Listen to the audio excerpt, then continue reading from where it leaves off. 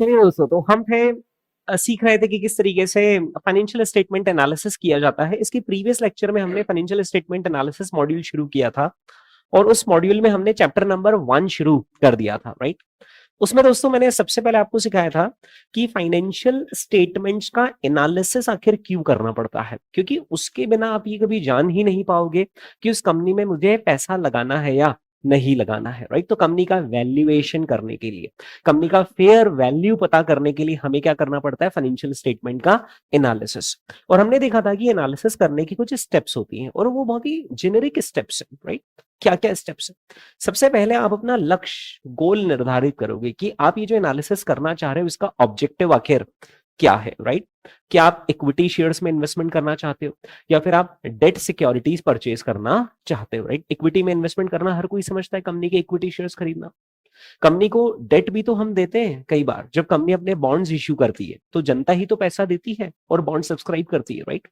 तो दोस्तों हम सबसे पहले अपना ऑब्जेक्टिव सेट करते हैं। ऑब्जेक्टिव सेट करने के बाद हम एनालिसिस की शुरुआत करने के लिए हमें बहुत सारा डेटा गैदर करना पड़ता है।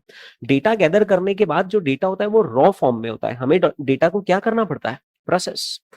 डेटा को प्रोसेस करने के बाद हम क्या करना शुरू कर देते हैं, डेटा का एनालिसिस और इंटरप्रिटेशन। उसके बाद जब हम हमारी ओपिनियन बनाते हैं तो हम हमारे कंक्लूजन्स को, रिकमेंडेशंस को रिपोर्ट करते हैं और हम हमारे एनालिसिस को कंसिस्टेंटली क्या करते जाते हैं, अपडेट करते चले जाते हैं। चलिए दोस्तों एक बार फटाफट वो 6 स्टेप्स मुझे रिपीट कीजिए।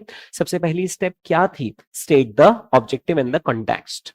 Second is gathering data, then third is process the data. Fourth is analyze the data and interpret the data. Fifth is report the conclusions and recommendations. And last is update your analysis. Is that clear? Okay. दोस्तों इसके बाद मैंने आपको बताया था what is financial reporting. Financial reporting का मतलब क्या होता है, तो हर कंपनी हर थोड़े समय में उनका क्या चल रहा है, बैलेंस शीट कैसी चल रही है, प्रॉफिट एंड लॉस अकाउंट कैसा चल रहा है, उसको रिपोर्ट करते हैं। किसको, इन्वेस्टर्स को रिपोर्ट करते हैं, राइट। अब इन्वेस्टर्स कौन हो गए, जिन्होंने इक्विटी शेयर्स परचेस कर रखे हैं वो भी इन्वेस्टर्स हो गए हैं, राइट। इनफैक्ट जिन्होंने बॉन्ड खरीद रखे हैं वो भी तो एक तरीके से इन्वेस्टर्स हो गए। अच्छा, सप्लायर्स ने अगर उधार दे रखा है, सप्लायर्स ने क्रेडिट दे रखा है कंपनी को, तो ये भी क्या होगा, एक तरीके से फाइनेंशियल रिपोर्ट्स में इंटरेस्टेड हो गए कि कंपनी के हालचाल तो बढ़िया है ना। भाई सिंपल सी बात है, कोई अगर आपके हालचाल नहीं पूछता हो घर में तो आप कुछ मत करो, आप बस 1000 रुपए का उधार ले लो उससे, वो हर दूसरे दिन आपके हालचाल पूछेगा, और भाई कैसा है, सब बढ़िया तो चल रहा है ना, कोई दिक्कत तो नहीं। वो पैसों का क्या हुआ, अरे अभी देता हूँ बस, तो 7 दिन बाद फिर से हालचाल के लिए फोन आएगा। वैसे ही दोस्तों अगर आप एक कंपनी हो और आपके सप्लायर्स हैं तो सप्लायर्स को इंटरेस्ट होता है ये जानने में कि कंपनी की हालत बराबर तो चल रही है ना, क्योंकि हमने सप्लायर ने उधार दे रखा है, राइट। सो क्रेडिटर्स भी इंटरेस्टेड होते हैं किसके अंदर, इन्वेस्टर्स की तरह, किसके अंदर, फाइनेंशियल रिपोर्टिंग के अंदर, राइट। उसी तरीके से दोस्तों there are so many other interested parties, जैसे कि कंपनी के एम्प्लॉइज। आज वोडाफोन आइडिया जो है उसकी फाइनेंशियल सिचुएशन बहुत अच्छी है या वोडाफोन आइडिया की फाइनेंशियल सिचुएशन बहुत खराब है, बहुत खराब है। कहीं ना कहीं उसके एम्प्लॉइज एम्प्लॉइज आपस में बात तो करते होंगे ना, यार ऐसा नहीं हो कि कंपनी डूब जाए, क्योंकि कंपनी डूब गई तो फिर अपने को दूसरी जगह पर जॉब देखनी पड़ेगी। अब एयरटेल और जियो में तो ऑलरेडी वैकेंसीज नहीं, फिर अपन करेंगे क्या, राइट। और तो दूसरी कोई टेलीकॉम कंपनीज भी इनके अलावा नहीं है, right. So employees are also interested. In fact जो सोसाइटी होती है ना वो भी इंटरेस्टेड होती है। जैसे आपने देखा होगा कुछ कुछ ऐसे शहर या कुछ कुछ ऐसे गांव हैं जिसके मैक्सिमम पीपल एक ही कंपनी में काम कर रहे हैं। जैसे मैं आपको 2-3 एग्जांपल्स देता हूँ। आपको पता है आईटीसी के हेडक्वार्टर कहाँ पर है, आईटीसी नाम की कंपनी, उसके हेडक्वार्टर कहाँ पर है, हेड ऑफिस कहाँ पर है, कोलकाता। तो कोलकाता में आप किसी से भी पूछ लो आईटीसी कहाँ है, बच्चा बच्चा जानता है आईटीसी कहाँ पर है, क्योंकि वो कोलकाता फेमस ही उसी से होता है, इतनी बड़ी कंपनी का हेडक्वार्टर वहां पर है। उसी तरीके से दोस्तों अगर आप मध्य प्रदेश एरिया से हो, उज्जैन के आसपास से, तो आपने नागदा सुना होगा। और नागदा में वो बिरला का कब से चला रहा है ग्रासीम का प्लांट, तो हर कोई जानता है, बच्चा बच्चा जानता है वहां पर, राइट। तो कई बार सोसाइटी भी ये चाहती है कि यार ये कंपनी की फाइनेंशियल पोजीशन ठीक रहे, ताकि जब ये कंपनी यहाँ पर रहेगी तो हमारे एरिया का डेवलपमेंट होगा, काफी सारे लोग उसके अंदर एम्प्लॉयड है एंड सो ऑन, राइट। तो दोस्तों फाइनेंशियल रिपोर्टिंग क्या होता है, फाइनेंशियल रिपोर्टिंग के अंदर हम फाइनेंशियल परफॉर्मेंस को रिपोर्ट करते हैं to the investors, creditors and other interested parties. और और ये जो फाइनेंशियल रिपोर्ट्स आती है ना, उसका हम लोग यानी आप और मैं जो सीएफए हैं वो लोग क्या करते हैं, हम उन फाइनेंशियल रिपोर्ट्स का क्या करते हैं दोस्तों, हम एनालिसिस करते हैं। Is that clear? Financial statement का एनालिसिस हम क्यों करते हैं, क्या कारण है? क्यों कर रहे हैं हम फाइनेंशियल स्टेटमेंट का एनालिसिस? ये मेरे पास एक कंपनी की balance sheet, P&L, annual report पूरी रखी हुई है, मैं इसका एनालिसिस कर रहा हूं कि कैसा चल रहा है कंपनी का कामकाज। मैं क्यों कर रहा हूं? ताकि मैं डिसीजन ले पाऊं कि मैं इस पर्टिकुलर कंपनी का शेयर खरीदूं या फिर नहीं खरीदूं, राइट? तो दोस्तों यहां पर फाइनेंशियल स्टेटमेंट एनालिसिस क्यों किया जाता है? To make economic decisions. Is that clear? Simple, whether to invest, whether to extend credit and so on. ठीक है, चलिए अब दोस्तों आपके साथ यहां पर मुझे कुछ डिस्कशंस करने हैं।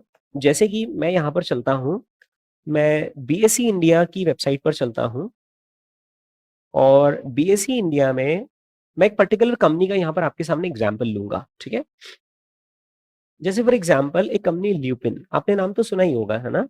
एक फार्मास्यूटिकल कंपनी है ल्यूपिन। ठीक है, मैं इस फार्मास्यूटिकल कंपनी के यहाँ पर गया, ये बीएसई की वेबसाइट पर आ चुका हूँ, है ना? और इसमें मैं यहाँ पर ये देखिए लेफ्ट साइड में आपको एक पैनल नजर आ रही होगी, राइट? फाइनेंशियल्स। मैंने फाइनेंशियल्स वाले ड्रॉप डाउन पर क्लिक करा और मैं एनुअल रिपोर्ट्स पर आया। ठीक है, और देखिए यहाँ पर उन्होंने वेरियस ईयर्स के में एनुअल रिपोर्ट्स अवेलेबल करवा रखी है। ठीक है, तो मैंने क्या किया, मैंने यहाँ पर एनुअल रिपोर्ट पर मैंने क्लिक किया और अब ये इनकी एनुअल रिपोर्ट यहाँ पर डाउनलोड हो जाएगी। ठीक है, सबसे पहले तो मैं ये देखूंगा कि एनुअल रिपोर्ट का साइज क्या है, मैंने how many pages are there in an annual report generally. ठीक है, तो थोड़ा सा टाइम लगेगा, टाइम लग रहा है मतलब थोड़ी सी वो पीडीएफ बड़ी होगी, है ना? तो कितने पेजेस, ओ देख रहा है आपको, ये लेफ्ट टॉप कॉर्नर पे लिखा है 1 of 440, देयर आर 440 पेजेस। ठीक है, जो एनालिस्ट होते हैं ना, जैसे जो म्यूचुअल फंड में बैठा हुआ है, उस म्यूचुअल फंड ने करोड़ ऑफ रुपीज इस कंपनी में लगा रखे हैं, वो 440 के 440 पेज का हर एक एक वर्ड पढ़ता है, समझता है, क्योंकि कंपनी ने हो सकता है कहीं पर कोई चीज छुपाने के लिए लैंग्वेज बदल दी हो कि इसको ऐसे लिखने की बजाय वैसे लिख देते, तो एनालिस्ट वो सारी चीजें देखता है क्योंकि उसके करोड़ों रुपए दाव पर लगे हुए हैं, राइट?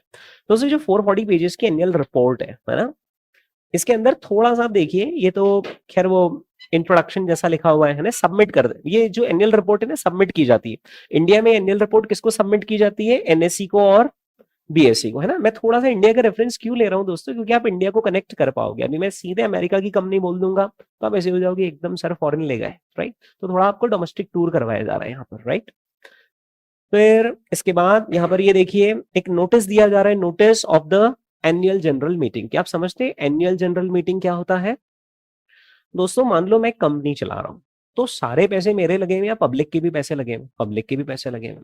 तो मुझे एक मीटिंग बुलाकर सबको अपडेट करना पड़ेगा ना कि कंपनी के क्या हालचाल है, कैसा चल रहा है, मेरी फ्यूचर की प्लानिंग क्या है, मैं ऑडिटर किसको अपॉइंट कर रहा हूँ, मैं डायरेक्टर किसको अपॉइंट कर रहा हूँ, मैनेजमेंट कमिटी में कौन कौन लोग हैं। फिर मैं आप लोगों से अप्रूवल्स भी लूंगा क्योंकि काफी सारी मेरे ऊपर रेस्ट्रिक्शन लगी हुई। कंपनी का मालिक कभी भी अगर उसने पब्लिक कंपनी बना रखी, पब्लिक कंपनी बना रखी का मतलब क्या है कि उसने पब्लिक को शेयर्स इश्यू कर रखे, तो वो सारा काम मन माफिक नहीं कर सकता। गवर्नमेंट ने काफी सारी टर्म्स एंड कंडीशंस लिखी कि इन चीजों के लिए आपको शेयर होल्डर्स का अप्रूवल लेना पड़ेगा। तो इन सारी चीजों के लिए एनुअल जनरल मीटिंग साल में एक बार बुलवाई जाती है, राइट? जिसमें कि शेयर होल्डर्स पार्टिसिपेट करते हैं ना। अब दोस्तों आज से लगभग 6-7 साल पहले जो एनुअल जनरल मीटिंग होती थी वो कैसे होती थी? कंपनी मुंबई, दिल्ली, पुणे, बैंगलोर, जो बड़ी बड़ी मेट्रो सिटीज है ना, वहां पर एक ऑडिटोरियम बुक करती थी, बड़ा सारा 1000, 2000, 5000 लोगों की कैपेसिटी का ऑडिटोरियम बुक करती थि, राइट? कि जितने हमारे तमाम शेयर होल्डर्स हो, जो जो भी आना चाहते हो, अटेंड करना चाहते हो, वो सब वहां पर आ सके, राइट? अब आज की तारीख में क्या हो गया है कि कौन जाएगा मुंबई और सिर्फ एक मीटिंग अटेंड करने? आज की तारीख में ये सारा काम उसके थ्रू हो गया, जूम मीटिंग के थ्रू हो गया, राइट? तो अगर आप रिलायंस इंडस्ट्रीज की भी मीटिंग अटेंड करना चाहते हो, यू कैन इजीली अटेंड। अगर आप शेयर होल्डर होते हो ना, तो आपके पास ईमेल आता है, जूम का आईडी और पासवर्ड आता है, आप वो आईडी डालो, पासवर्ड डालो, लॉग इन कर जाओ और आप वहां पर सारी चीजें सुन सकते हो लाइव एकदम, जो कंपनी की एनुअल जनरल मीटिंग चल रही। इनफैक्ट वोटिंग होती है दोस्तों एनुअल जनरल मीटिंग में कुछ कुछ प्रपोजल्स के ऊपर, राइट? तो उन प्रपोजल्स में आप वोट डाल सकते हो, ऑनलाइन वोट डाल सकते हो। वहां पर आपको ऑप्शंस आते हैं कि क्या आप इस सो एंड सो कंपनी को ऑडिटर अपॉइंट करना चाहते हो या नहीं, यस और नो। यस पे टिक करना है, यस करके सबमिट करो, नो पे टिक करना है, नो करके सबमिट करो, राइट? तो इस तरीके से वोट्स भी आज की तारीख में ऑनलाइन डल जाते हैं, इसे हम ई वोटिंग कहते हैं, ठीक है? तो दोस्तों ये होता है एजीएम, राइट? फिर इसके अंदर ये देखिए ना, यहाँ पर क्या लिखा हो, कहीं ऑडिटर वर्ड आ रहा है आपके पढ़ने में? ये देखिए क्या लिखा, टू अपॉइंट सेक्रेटरियल ऑडिटर्स, इस तरीके से to appoint the independent directors and so on. तो इन सबके अपॉइंटमेंट कंपनीज मन से नहीं कर सकती, उन्हें अप्रूवल लेने पड़ते हैं, ठीक है? इसके बाद दोस्तों यहाँ पर फिर थोड़ा सा मैं और स्क्रॉल करता हूँ, तो अब थोड़ा और नीचे अगर अपन जाएंगे ना, तो ये तो सब वही चल रहा है, एनुअल जनरल मीटिंग का नोटिस। यहाँ से हमारी एनुअल रिपोर्ट शुरू होती है, यहाँ से एनुअल रिपोर्ट शुरू होती है, ठीक है। अब आप क्या एक्सपेक्ट करते हैं एनुअल रिपोर्ट में, आप बताइए। सर सबसे पहले तो कंपनी बताए, कंपनी क्या बिजनेस करती है, कंपनी पिछले कुछ साल की परफॉर्मेंस हमारे सामने रखें तो हमें पता चले कि वो लोग कैसा कर रहे हैं, कंपनी क्या न्यू इनिशिएटिव्स ले रही है, कॉम्पिटिटिव लैंडस्केप कैसा है। कॉम्पिटिटिव लैंडस्केप दोस्त समझते हो, कॉम्पिटिटिव लैंडस्केप का मतलब होता है कि ल्यूपिन जो कर रही है बिजनेस, दूसरी कंपनीज भी क्या वही बिजनेस कर रही है, तो ल्यूपिन आखिर दूसरों से डिफरेंशिएटेड कैसे, मतलब एक हमें बताओ तो सही, जहां पर हमारा पैसा लग रखा है वो कंपनी है क्या, वो करती क्या, ये सारी इंफॉर्मेशन कहां पर मिलेगी अपने को, एनुअल रिपोर्ट में, राइट, एनुअल रिपोर्ट में दोस्त, एनुअल रिपोर्ट में, है ना। ये देखिए अब यहाँ पर अबाउट द रिपोर्ट लिखा हुआ है, ठीक है। फिर उसके बाद उन्होंने बताया कि फाइनेंशियल ईयर 2025 में आपकी कंपनी ने इतना रेवेन्यू अचीव करा है, इतना एबिटा अचीव करा है, अभी एबिटा नाम की टर्मिनोलॉजी अपन आगे समझेंगे, इतने पेशेंट्स तक वो लोग पहुंचे, देख पा रहे हैं आप कितने पेशेंट्स तक वो लोग पहुंचे हैं, एंड सो ऑन, राइट। और ये सब बताते हैं कि हमारे पास इतने सारे पेटेंट्स रखे हुए हैं, ये देखो यहाँ पे देखा active patent, we have got 848 patents हमारी कंपनी के नाम पर, and so on, so they tell you about the company. तो अगर आपको किसी भी कंपनी की रिसर्च करनी है तो सबसे पहला डॉक्यूमेंट ही क्या उठाना है, एनुअल रिपोर्ट के अंदर बहुत कुछ लिखा हुआ रहता है। नहीं, जन्म कुंडली कभी आपने सुना हुआ है क्या, तो जन्म कुंडली में बहुत सारी चीजें नहीं पता चल जाती, वैसे एनुअल रिपोर्ट में मैक्सिमम चीजें पता चल जाती है, राइट। फिर ये फाइनेंशियल हाइलाइट्स देखिए आप, उनका sales over the years grow हुआ है, देखिए आप यहाँ पर, है ना, INR मिलियन मतलब इंडियन रुपीस और मिलियंस में उन्होंने रिपोर्ट कर रखा है, राइट। तो ये परफॉर्मेंस वो लोग रिपोर्ट करते हैं, ठीक है, ये सारी चीजें। और अब इसमें चलता जाएगा, देखिए टेबल ऑफ कंटेंट्स, वो अबाउट ल्यूपिन लिख रहे हैं, अवर पर्पस और वैल्यूज, ग्लोबल फुटप्रिंट, कहाँ कहाँ पर ल्यूपिन के ऑफिसेज हैं, मैन्युफैक्चरिंग प्लांट्स हैं, फ्रॉम द लीडरशिप, लीडरशिप जो ल्यूपिन का है उसमें चेयरपर्सन का लेटर, जैसे आपके नहीं स्कूल में कभी कभी तो प्रिंसिपल का लेटर आया कि प्रिंसिपल स्कूल के बारे में क्या सोच रहे हैं, आगे क्या इनिशिएटिव ले रहे हैं, CEO और MD का लेटर, CFO का लेटर, फिर देखिए आगे उधर क्या लिखा हुआ, और स्ट्रेटजी, वैल्यू क्रिएशन मॉडल, फिर उसके बाद क्या लिखा हुआ, management discussion and analysis, management discussion and analysis, ये बहुत इंपॉर्टेंट होता है, क्योंकि यहाँ पर मैनेजमेंट आकर कंपनी क्या चैलेंजेस फेस कर रही है, कंपनी क्या कुछ नया करने वाली है, कंपटीशन को कैसे बीट करेगी, कैसे आगे निकलेगी, वो सब यहाँ पर मैनेजमेंट एड्रेस करता है। अब देखिए मैं जूम कर रहा हूँ, देखिए क्या लिखा, इंडस्ट्री ट्रेंड और बिजनेस ओवरव्यू। इनफैक्ट अगर किसी को फार्मास्यूटिकल सेक्टर समझना हो, मैं कंपनी की बात नहीं कर रहा हूँ, किसी को क्या समझना हो फार्मास्यूटिकल सेक्टर, तो एक काम करे, फार्मास्यूटिकल की किसी एक बड़ी कंपनी की एनुअल रिपोर्ट पढ़ ले, उसके अंदर वो लोग सेक्टर के बारे में भी बताते हैं। अगर आपको टेलीकॉम सेक्टर पढ़ना है तो आप एयरटेल की एनुअल रिपोर्ट डाउनलोड कर लो, टेलीकॉम सेक्टर के बारे में बहुत सारी इंफॉर्मेशन लिखी होगी कि ट्राई क्या कर रहा है और डिपार्टमेंट ऑफ टेलीकम्युनिकेशंस क्या कर रहा है, एंड सो ऑन, राइट। दोस्तों फिर उन्होंने इंडस्ट्री ट्रेंड, बिजनेस ओवरव्यू के बाद इंडिया में हमारे ऑपरेशंस कैसे हैं, नॉर्थ अमेरिका के बारे में, other developed markets, emerging markets, active pharmaceutical ingredients, इसको API कहते हैं। जब भी दवाइयां बनती है ना तो दवाइयों के पहले API होती है ना, API से दवाइयां बनती है, ठीक है। तो वो सब यहाँ पर समझने को हमें मिलता है, right. Governance, ethics, compliance, corporate information, board of directors, कौन कौन लोग हैं, राइट, ये सारी चीजें यहाँ पर लिखी हुई है। फिर awards and recognitions, patient centric sustainability, creating value through so देखिए कितनी सारी तरह की कैपिटल उन्होंने लिखी है। We have got financial muscle, we have got manufacturing capital, we have got intellectual capital, we have got human capital, natural capital, यानी कुछ कुछ नेचुरल रिसोर्सेज का इनको एक्सेस होगा जो इनको एडवांटेज देता होगा as compared to the competitors, right. फिर social and relationship capital, company की इमेज भी सोसाइटी में अच्छी होनी चाहिए, कहीं ना कहीं ये हेल्प करता है आपके प्रोडक्ट की एक्सेप्टेबिलिटी पर, राइट। जैसे अगर टाटा है तो टाटा एक नाम है जिसपे बहुत सारे लोगों को इंडिया में भरोसा होता है कि टाटा का प्रोडक्ट है मतलब अच्छा ही होगा, बेकार तो नहीं होगा। जैसे सरिया अगर आप लेने जाते हो घर बनाने के लिए, सरिया लेने जाते हो, है ना, तो ऐसा कहते हैं कि टाटा का सरिया सबसे अच्छा, हालांकि होता काफी महंगा है वो, लेकिन टाटा का सरिया लगाए मतलब अब और कुछ पूछने की जरूरत नहीं है, राइट। वैसा तो सोशल एंड रिलेशनशिप कैपिटल मतलब कंपनी का कितना ब्रांडिंग गुडविल है। और देखो क्या लिखा है वहां पर, enterprise risk management, ESG data book, ESG का फुल फॉर्म जानते हैं, एनवायरमेंटल, सोशल एंड गवर्नेंस। कोई भी कंपनी ऐसा नहीं कर सकती है कि संसाधनों का, यानी कि नेचुरल रिसोर्सेज का दुरुपयोग कर ले, जैसे कि एक कंपनी को अगर माइनिंग करने के राइट्स दिए गए तो वो माइनिंग उतनी ही कर सकती जितनी उसको परमिट दे रखी है। अगर उसने माइनिंग और ज्यादा कर दी तो देखा जाए तो उसने नेचुरल रिसोर्सेस का दुरुपयोग कर लिया है, राइट। तो ये होता है ईएसजी। उसमें ई का फुल फॉर्म क्या है? एनवायरमेंटल। क्या आप एनवायरमेंटल फ्रेंडली तरीकों से काम कर रहे हो ना? अगर आप मैन्युफैक्चरिंग भी कर रहे हो तो आप बहुत ज्यादा पोल्यूशन तो नहीं जनरेट कर रहे हो, आप सोलर एनर्जी के थ्रू प्रोडक्शन कर रहे हो, विंड के थ्रू कर रहे हो, तो आप एनवायरमेंटल फ्रेंडली कंपनी हो, कहीं ना कहीं आप नेचर का ध्यान रख रहे हो। उसके बाद दूसरा क्या लिखा है? ई के बाद क्या लिखा है? एस। एस का फुल फॉर्म क्या है? सोसाइटी। कभी भी कंपनी को उस तरीके से बिजनेस करना चाहिए जो सोसाइटी फ्रेंडली तरीके से हो। सोचो यार, एक फार्मास्यूटिकल कंपनी तुम्हारी एक बीमारी का तो इलाज करे, लेकिन धीरे से दूसरी एक और बीमारी डेवलप करवा दे तुम्हारी बॉडी में, जिसकी दवाई का पेटेंट सिर्फ इसी कंपनी के पास हो, और आपको 5 साल बाद ऐसा पता चले तो आपको कितना बुरा लगेगा, राइट। तो सोसाइटी फ्रेंडली तरीकों से कॉर्पोरेट्स को बिजनेस करना चाहिए, क्योंकि आप और मैं कॉर्पोरेट से घिरे हुए हैं। आप और मैं जो बाइक चला रहे हैं, व्हीकल चला रहे हैं, कार चला रहे हैं, क्या है वो सब? किसी न किसी कंपनी ने बनाया है। आप और मैं जो रोड्स यूज कर रहे हैं वो भी क्या है? कोई ना कोई कंस्ट्रक्शन कंपनी बना रही है। So we are surrounded by the corporates, और कॉर्पोरेट्स को सोसाइटी फ्रेंडली तरीकों से काम करना चाहिए। ये गवर्नमेंट मेक श्योर करती है, और उसके लिए वो ईएसजी की रिपोर्टिंग कंपलसरी करती है। यहाँ पर तीसरा क्या लिखा है दोस्तों? जी। यहाँ पर जी का फुल फॉर्म होता है गवर्नेंस। दोस्तों, कितनी अच्छी कंपनी क्यों ना हो, अगर उस कंपनी का प्रमोटर चोर है, क्या बोल दिया, कंपनी का प्रमोटर ही चोर है, तो सिर्फ प्रमोटर ही कमाएगा, आप कभी भी नहीं कमा पाओगे। क्यों? क्योंकि कितना ही अच्छा बिजनेस चल रहा हो कंपनी का, लेकिन वो धीरे से क्या करेगा? पैसा साइड करता जाएगा, खुद की जेब भरेगा, और शेयर होल्डर्स तक पैसा पास ऑन नहीं होने देगा, राइट। इसे हम कहते हैं गवर्नेंस, या दूसरे शब्दों में इसे कहते हैं कॉर्पोरेट गवर्नेंस।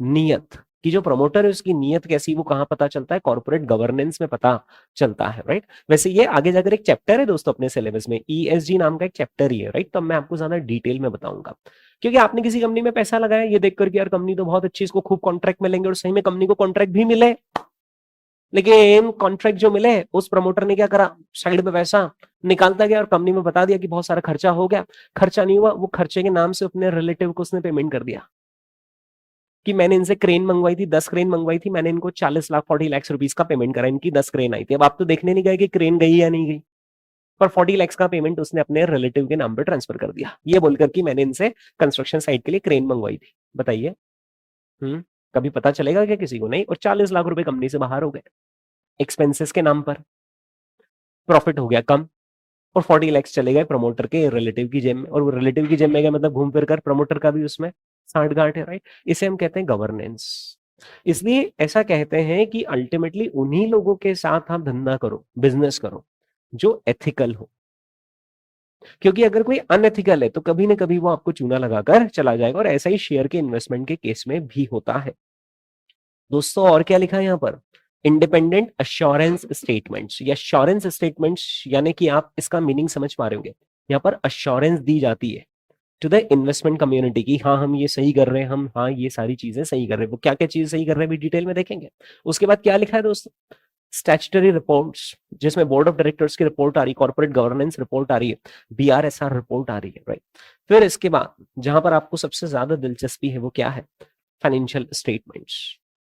फाइनेंशियल स्टेटमेंट्स में दोस्तों दो चीजें लिखी, एक लिखा कंसोलिडेटेड और एक क्या लिखा है? स्टैंड अलोन, ठीक है। सबसे पहले पहले मैं आपको समझाता हूं स्टैंड अलोन के बारे में, ठीक है। तो let us take an example कि रिलायंस इंडस्ट्रीज है ना, और रिलायंस इंडस्ट्रीज का जो मेन बिजनेस है ना वो है oil and gas, Jamnagar refinery है ना। तो रिलायंस इंडस्ट्रीज का मेन बिजनेस हो गया ऑयल एंड गैस का बिजनेस, ठीक है।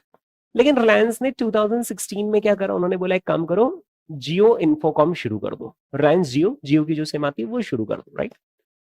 अब क्या होता है दोस्तों, कंपनीज क्या करती है? कंपनीज बिजनेस ऐसे करती है, कंपनी जब भी बिजनेस शुरू करती है ना, तो उनकी जो मेन कंपनी है वो है रिलायंस इंडस्ट्रीज लिमिटेड। अब रिलायंस का कहना है यार हमें टेलीकॉम बिजनेस में जाना है, तो वो लोग क्या करते हैं? एक नई कंपनी स्टार्ट कर देते हैं, और उस नई कंपनी का नाम क्या है? जियो इन्फोकॉम। लेकिन उस नई कंपनी को अपने अंडर में ले लेते हैं, यानी कि क्या होता है, कागज पर एक नई कंपनी बनाई जाती है, इस नई कंपनी का अप्रूवल भी लिया जाता है, कि हाँ हम ये कंपनी बना रहे हैं। जियो इन्फोकॉम नाम की कंपनी बनाई गई, उसके अंदर 100% शेयर्स किसके पास है? रिलायंस इंडस्ट्रीज के पास है ना। वैसे अभी हाल फिलहाल 100% नहीं है, उनके पास 90% के आसपास है, क्योंकि 10% स्टेक रिलायंस ने कोविड के वक्त गूगल को और फेसबुक को सेल आउट करा था जियो में, है ना। लेकिन हाँ, तो रिलायंस ने क्या करा, अभी के लिए मान के चलिए कि 100% शेयर्स किसके खरीद लिए? जियो इन्फोकॉम के खरीद लिए। यानी मैं हूं और मैंने अपनी एक और कंपनी बना दी, कंपनी के नीचे कंपनी बना दी, राइट। तो रिलायंस का मन किया यार हमें और भी कुछ काम करना है, जैसे कि हमें वो कैंपा कैंपा करके जो आ रहा है ना कोल्ड ड्रिंक, वो इनका ही तो है, रिलायंस वालों का ही तो है। तो इन्होंने बोला एक काम करो, अपन रिलायंस की एफएमसीजी आर्म ओपन कर दो। क्या ओपन कर दो? एफएमसीजी आर्म, और उसको एक नई कंपनी बना दो।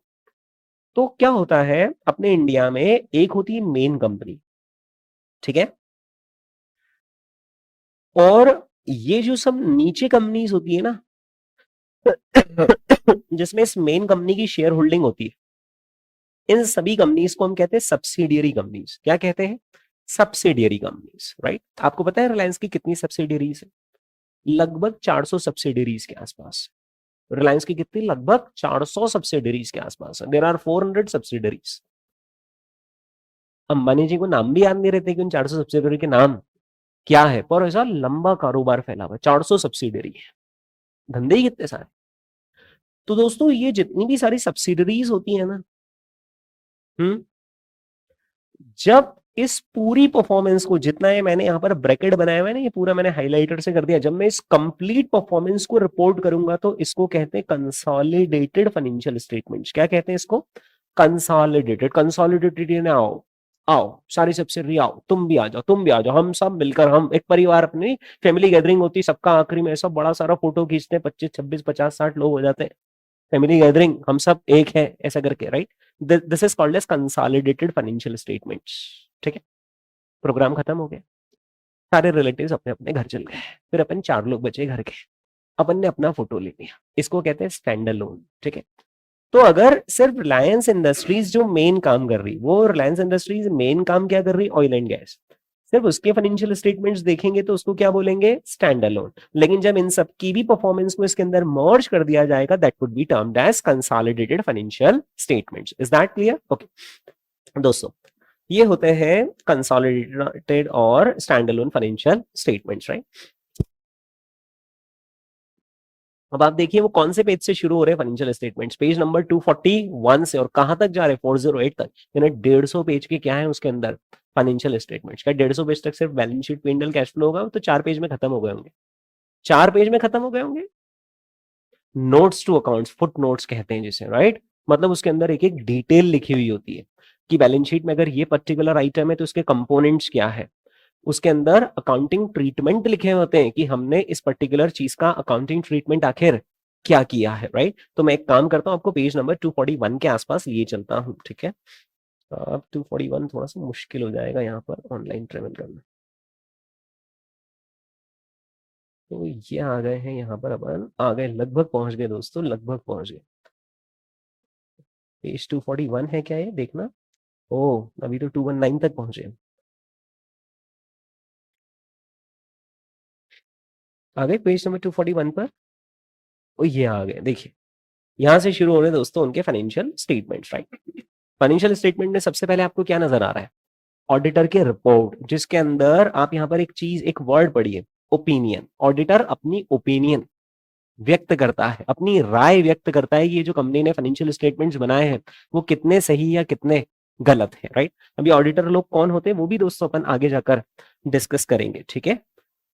फिर इसके बाद यहाँ पर ये देखिए, यहाँ पर एक वर्ड आप पढ़ लीजिए, वो वर्ड आगे जाकर काम में आएगा। क्या लिखा है वर्ड?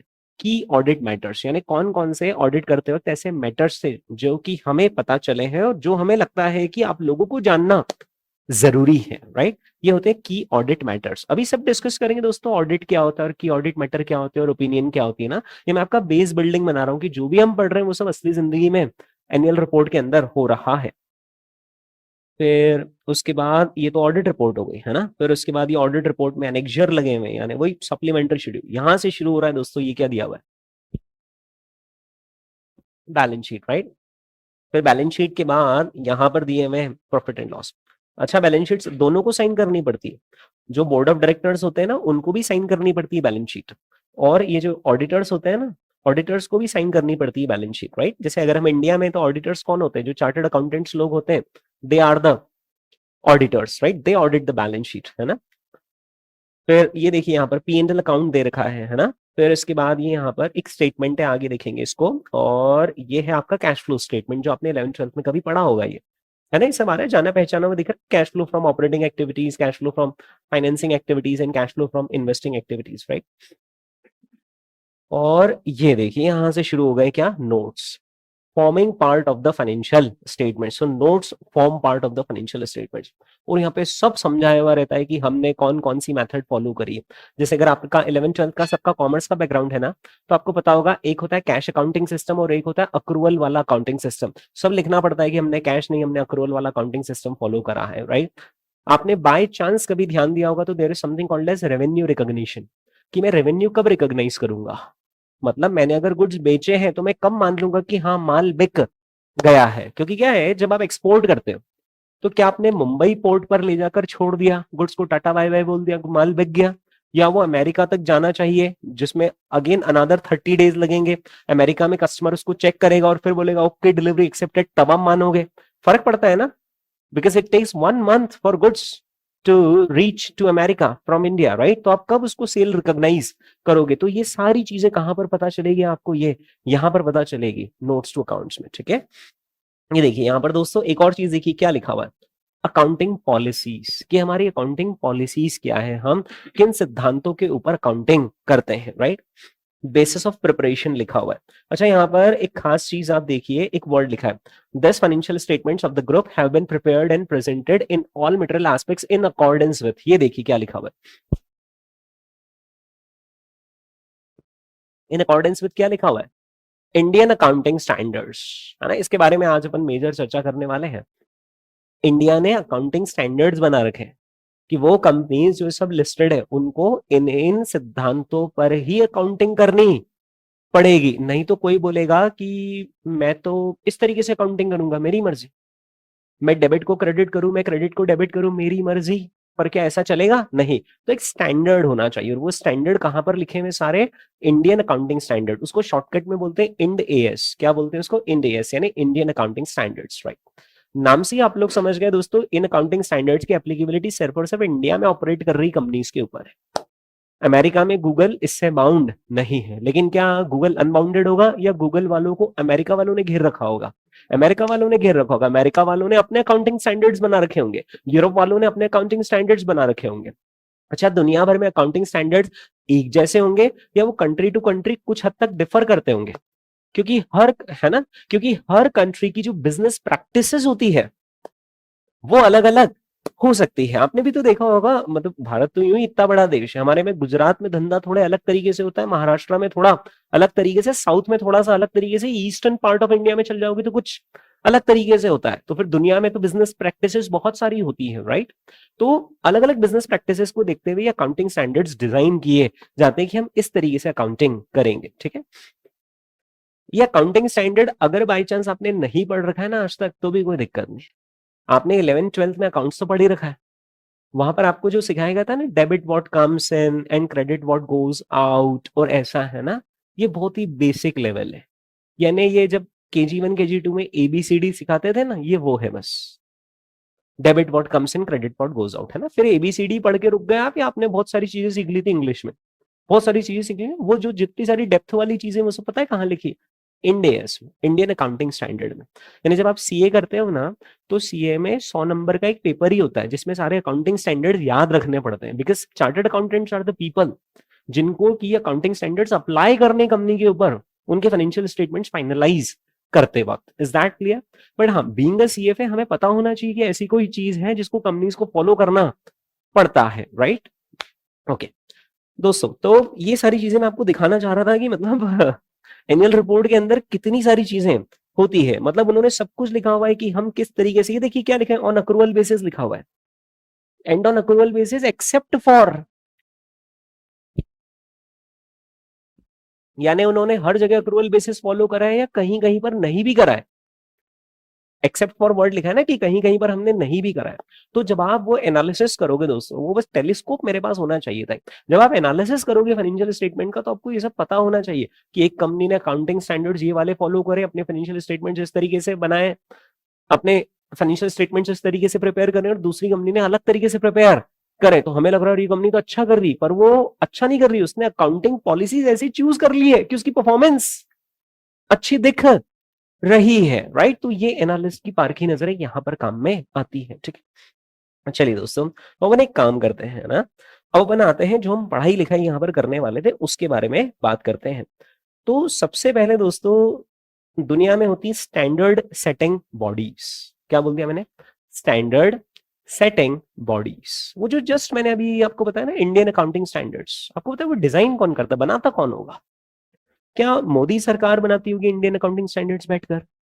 बीजेपी बनाती होगी? कांग्रेस बनाती होगी? नहीं, राइट। प्रोफेशनल बॉडीज, जिन्हें इन चीजों का तजुर्बा है, आइडिया है। और दोस्तों, अकाउंट्स का आइडिया सबसे ज्यादा अच्छे से देश में पता ही किसको है? सीए को, चार्टर्ड अकाउंटेंट्स को, राइट। तो चार्टर्ड अकाउंटेंट्स का ना एक इंस्टीट्यूट है जिसको हम कहते हैं ICAI, institute of chartered accountants of India, है ना, जो न्यू दिल्ली में है, राइट। आईसीएआई डिजाइन करता है क्या? Accounting standards. वो लोग प्रिपेयर करते हैं अकाउंटिंग स्टैंडर्ड्स। अब आईसीआई एक इंस्टीट्यूट है और जिसके जो मेंबर्स होते हैं उन्हें हम कहते हैं चार्टर्ड अकाउंटेंट। जैसे मैं भी एक चार्टर्ड अकाउंटेंट हूं, तो मैं भी एक मेंबर हूं, राइट। ऐसे लाखों मेंबर्स हैं आईसीआई के पास, है ना। There are 5 lakh members, 5 lakh लोग। ये 5 लाख लोग कर क्या रहे हैं? इसमें से कुछ लोग बंबई में बैठे हुए, कुछ लोग दिल्ली में बैठे हुए, और वहां बड़ी बड़ी कंपनीज की डे इन डे आउट वो लोग फाइनेंशियल ट्रांजैक्शंस की या तो रिकॉर्डिंग कर रहे हैं, उन्हें गाइड कर रहे हैं कि आपको फाइनेंशियल ट्रांजैक्शंस को कैसे रिकॉर्ड करना है। So they have got immense knowledge कि कंपनीज को रियल लाइफ में क्या सिचुएशन फेस करनी पड़ती है, क्या डिफिकल्टीज फेस करनी पड़ती है। जैसे जीएसटी जैसे ही आया, तो अब जीएसटी का अकाउंटिंग ट्रीटमेंट कैसा किया जाएगा? तो ये लोग क्या करते हैं, ये लोग मिलते हैं, एक कमेटी बनाई जाती है, और वहां पर ये लोग अपने इनपुट्स देते हैं कि हमें इस तरीके से अकाउंटिंग करनी चाहिए, चीजों को रिपोर्ट करने का, चीजों को प्रेजेंट करने का ये सबसे बेस्ट तरीका है, राइट। कैसे बनाते होंगे ये लोग अकाउंटिंग स्टैंडर्ड्स? तो ये लोग अपना इंस्पिरेशन लेते हैं अमेरिका से, फॉर ऑब्वियस रीजन, क्योंकि अमेरिका हमसे ज्यादा डेवलप्ड है। वो चीजें जो अमेरिका में आज हो रही, हमारे यहाँ पर वो चीजें कुछ साल बाद होती है। जैसे आर्टिफिशियल इंटेलिजेंस, एआई, इंडिया में पहले हुआ है, अमेरिका में पहले हो गया, अमेरिका में पहले हो गया। तो एआई से रिलेटेड अगर कुछ अकाउंटिंग एस्पेक्ट्स होंगे तो वो सब पहले कहाँ हिट करेंगे? अमेरिका में। और हमारे यहाँ पर जब एआई आएगा और फिर उससे रिलेटेड चीजें होने लगेंगी, तो उससे रिलेटेड अकाउंटिंग स्टैंडर्ड्स हमारे यहाँ पर 2-4 साल बाद डेवलप होंगे। तो हम हमारा सोर्स ऑफ इंस्पिरेशन किसको ले सकते हैं? अमेरिका को, यूरोप को, राइट। तो यहाँ के चार्टर्ड अकाउंटेंट्स क्या करते हैं? सबसे पहले उन चीजों को लेते हैं, फिर अपनी लोकल सिचुएशंस को देखते हैं और अकाउंटिंग स्टैंडर्ड्स डिजाइन करते हैं, राइट। तो स्टैंडर्ड सेटिंग बॉडीज कौन हुई इंडिया में? स्टैंडर्ड सेटिंग बॉडी हुई आईसीएआई। उसके मेंबर्स बैठकर यहाँ पर अकाउंटिंग स्टैंडर्ड्स डिजाइन करते हैं, ठीक है। आईसीए अकाउंटिंग स्टैंडर्ड कैसे डिजाइन करता है? ऐसे कुछ डिजाइन करता है, मतलब ये एक छोटी सी बुकलेट है और इसमें लगभग 20-25 पेजेस है ना। तो पूरा 20-25 पेजेस का एक टॉपिक के ऊपर पूरा लिखते हैं, राइटअप होता है। जैसे कि लीज अकाउंटिंग, लीज वर्ड समझते हो, है ना। तो लीज अकाउंटिंग के ऊपर एक अकाउंटिंग स्टैंडर्ड है और उसमें सब लिखा हुआ है कि लीज किसे कहेंगे, लीज कितने तरह की होती है लीज। अगर लीज पर आपने चीज को ली है तो लेसर किस तरीके से रिकॉर्डिंग करेगा ट्रांजैक्शन की, लेसी किस तरीके से रिकॉर्डिंग करेगा ट्रांजैक्शन की। अगर दूसरे तरह की लीज है तो फिर लेसर कैसे करेगा, लेसी कैसे करेगा, उसे बैलेंस शीट में कैसे शो किया जाएगा, उसे पी&एल अकाउंट में, प्रॉफिट एंड लॉस अकाउंट में कैसे शो किया जाएगा। ऐसी पूरी प्रॉपर डिटेल होती है, एक एक क्लैरिफिकेशन के साथ, ताकि इंडिया में जितने सारे तरह की लीजेस हो उन सबको हम कवर कर पाए, गाइडेंस दे पाए कि आपको किस तरीके से अपने लीज ट्रांजैक्शंस को रिपोर्ट करना है, ठीक है। ये काम कौन करता है दोस्तों इंडिया में? आईसीएआई करता है, ठीक है। Now the question is, ICAI सिर्फ एक प्रोफेशनल बॉडी है, वो रेगुलेटरी बॉडी नहीं है। फॉर एग्जाम्पल, अगर डॉक्टर्स ने मिलकर एक एसोसिएशन बना ली, तो डॉक्टर्स मिलकर जब एसोसिएशन बनाएंगे और एक कोड ऑफ कंडक्ट बनाएंगे कि भाई लोगों को ऐसे ऐसे रहना चाहिए, जैसे कोविड में भाई लोगों को मास्क लगाना चाहिए, लोगों को हाथ सैनिटाइज करना चाहिए, तो डॉक्टर्स की बॉडी ये बता सकती है बस कि क्या करना सही और क्या करना गलत है। पर डॉक्टर लोग सड़क पे आके आपको रोक थोड़े, मास्क क्यों नहीं लगाया, मास्क लगाओ। आप क्या बोले भाई, आप कौन, मेरी मर्जी। तो फिर बीच में पता है कौन आ जाता है पिक्चर में? Regulatory authority. रेगुलेटरी अथॉरिटीज के पास वो पावर होती है कि वो इन अकाउंटिंग स्टैंडर्ड्स को इंप्लीमेंट करवाए। इंडिया में रेगुलेटरी अथॉरिटीज कौन हुई? सेबी, है ना। सेबी का फुल फॉर्म दोस्तों क्या है? Securities exchange board of India, right. तो सेबी को गवर्नमेंट ने पावर दे रखी कि आप बोलो कंपनीज को कि सेबी क्या बोलता है कि जो सी इंस्टीट्यूट अकाउंटिंग स्टैंडर्ड्स बना रहा है वो कंपनीज आपको फॉलो करने पड़ेंगे। बस अब सेबी ने बोल दिया कि ठीक है, we are the regulatory authority. See institute आप तो बनाओ अकाउंटिंग स्टैंडर्ड, आप तो करो उसको पब्लिश। हम इधर से एक नोटिफिकेशन जारी करेंगे कि सी इंस्टीट्यूट के अकाउंटिंग स्टैंडर्ड नंबर 19 को हर ऐसी कंपनी जिसका टर्नओवर 500 करोड़ से ज्यादा है उसको फॉलो करना पड़ेगा। बस करना पड़ेगा मतलब करना पड़ेगा, राइट। ये काम इंडिया में मिनिस्ट्री ऑफ कॉर्पोरेट अफेयर्स भी करता है, और मिनिस्ट्री ऑफ कॉर्पोरेट अफेयर्स के अंडर आता है कंपनीज एक्ट। जैसे एक पार्टनरशिप एक्ट होता है जिसमें रूल्स एंड रेगुलेशंस होते हैं कि पार्टनरशिप किस तरीके से गवर्न होगी, वैसे एक कंपनीज एक्ट होता है जो पूरा कोड ऑफ कंडक्ट बनाता है कि कंपनीज कैसे फॉर्म करेगी, कंपनीज कैसे फंक्शन करेगी, राइट। तो ये है इंडिया में कौन? Regulatory authorities. अभी के लिए अपन मिनिस्ट्री ऑफ कॉर्पोरेट अफेयर्स को साइड में रखेंगे, अपन सेबी को मानकर चलेंगे। हमारे लिए तो स्टॉक मार्केट में रेगुलेटरी अथॉरिटी कौन है? सेबी। तो दोस्तों अब यहाँ पर दो खिलाड़ी मैदान में उतर गए। एक तो स्टैंडर्ड सेटिंग बॉडीज, है ना, ये क्या होती है? प्रोफेशनल ऑर्गेनाइजेशंस होती हैं। किन की? अकाउंटेंट्स की और ऑडिटर्स की, जो स्टैब्लिश करती हैं क्या?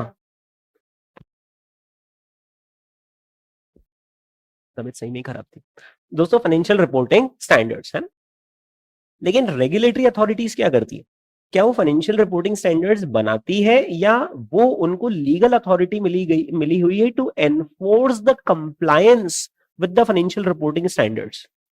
टू एनफोर्स द कंप्लायंस, यानी कि रिपोर्टिंग स्टैंडर्ड्स बनाते कौन है? आईसीएआई वाले, लेकिन उसको एनफोर्स कौन करते हैं? रेगुलेटरी अथॉरिटीज, जो कि इंडिया में कौन हुआ? सेबी हुआ। Is that clear? ओके दोस्तों, अब अगर मैं यहां पर आपसे इंडिया की बजाय अमेरिका की बात करूं, है ना, तो अब आप ये देखिए कि अमेरिका का जो हम कोर्स पढ़ रहे हैं वहां पर कौन? क्या वहां पर आईसीएआई है? नहीं। तो फिर वहां पर कौन है? वहां पर है एफएएसबी। Is that clear? वहां पर कौन है दोस्तों? एफएएसबी। जैसे मैं यहां से लेके चलता हूं आपको। सबसे पहले मैं इंडिया की बात करता हूं, ठीक है। ओके, तो इंडिया से क्या एकदम समझ में आ जाता है? इंडिया में जो रेगुलेटरी अथॉरिटी है ना, वो है सेबी। रेगुलेटरी अथॉरिटी कौन हो गया? सेबी। अकाउंटिंग स्टैंडर्ड सेट करने वाली बॉडी कौन हो गई है? आईसीआई। और आईसीआई जो अकाउंटिंग स्टैंडर्ड्स बनाता है उसे हम कहते हैं इंड एएस, यानी इंडियन अकाउंटिंग स्टैंडर्ड्स, ठीक है। अब इसी चीज को, ये तीन चीज को, रेगुलेटरी अथॉरिटी कौन है? सेबी। स्टैंडर्ड सेटिंग बॉडी कौन है? आईसीआई। और वो जो स्टैंडर्ड्स बनाते हैं उनको क्या कहते हैं? इंडेस। यही तीन चीजें अब अपन अमेरिका में चलकर देखते हैं, ठीक है। तो चलते हैं दोस्तों अमेरिका। तो अमेरिका में जो सेबी के इक्विवेलेंट है उसे हम कहते हैं एसईसी। उसे हम क्या कहते हैं? SEC, right. Securities exchange commission, ठीक है। इनकी एक वेबसाइट बन रखी है, उस वेबसाइट पर भी हम थोड़ी देर में चलेंगे, है ना। Securities exchange commission. दोस्तों जो वहां पर अकाउंटिंग स्टैंडर्ड्स बनाते हैं वो कौन है? वो है एफएएसबी, ठीक है। इसका फुल फॉर्म होता है financial accounting standards board. Financial accounting standards set करने वाला बोर्ड, है ना। जैसे मैंने वहां पर आपको आईसीआई लिखा है ना, आईसीआई ने भी क्या कर रखा है? अपनी बहुत सारी कमिटीज बना रखी है। तो आईसीआई की वन ऑफ द कमिटी है जिसका नाम है अकाउंटिंग स्टैंडर्ड्स बोर्ड। तो आईसीआई की वो जो कमेटी है ना, अकाउंटिंग स्टैंडर्ड्स बोर्ड, वो बनाती है अकाउंटिंग स्टैंडर्ड्स, ठीक है। होता है ना, जैसे बहुत सारी कमेटी बन जाती है ना, कमेटी नहीं बैठा दी जाती, एक जांच कमेटी, 3 लोगों की कमेटी, तो वैसे आईसीआई ने कमेटी बिठा रखी है अकाउंटिंग स्टैंडर्ड्स बनाने की। आईसीआई के पास सिर्फ एक काम थोड़ी, 100 काम है। तो सारे काम कैसे करवाए जाते हैं? बाय एस्टेब्लिशिंग अ कमेटी, ठीक है। दोस्तों ये जो एफएएसबी वहां पर अकाउंटिंग स्टैंडर्ड्स बनाती है ना, उसे हम कहते हैं यूएस गैप। क्या कहते हैं? US gap. यूएस का फुल फॉर्म तो सबको मालूम है। गैप का फुल फॉर्म होता है generally accepted accounting principles. Generally accepted accounting principles, ये सबका एक्सेप्टेड है कि जनरली ऐसी इसी तरीके से अकाउंटिंग की जाएगी, राइट। तो इंडिया में जो काम सेबी करता है वो अमेरिका में कौन करता है, एसईसी। इंडिया में जो काम आईसीआई करता है वो वहां पर कौन करता है, एफएएसबी। इंडिया के जो इंड एस होते हैं वो वहां पर क्या बन जाते हैं, यूएस गैप बन जाते हैं। ठीक है दोस्तों, अब हम आते हैं यहाँ पर, है ना, थोड़ा सा यूरोप के हिस्से पर आते हैं, राइट। ये पूरा रीजन यूरोपियन रीजन है, ठीक है। ये इतना रीजन क्या माना जाता है, यूरोप में आते हैं ना, सिर्फ जर्मनी, फ्रांस, इटली कहाँ गया यार, ये रहा इटली, है ना, पोलैंड, यूक्रेन, चल रहा है ना वहां पर वॉर, ये इतना बड़ा ये रशिया है, ठीक है। ये ब्लैक सी का भी कभी बाय चांस आपने पेपर में न्यूज पढ़ा होगा, है ना दोस्तों। तो अब अपन यहाँ पर ये देख रहे हैं कि जो काम इंडिया में सेबी करता है, अमेरिका में एसईसी करता है, वो काम आखिर यूरोप में कौन करता है। तो दोस्तों यहाँ पर यूरोप वालों ने क्या कर रखा है, एक यूरोपियन एक्सचेंज कमीशन बना रखा है, राइट। इन्होंने यहाँ पर यूरोपियन कमीशन बना रखा है, उसका नाम ही क्या है, यूरोपियन कमीशन है, ईसी, ठीक है।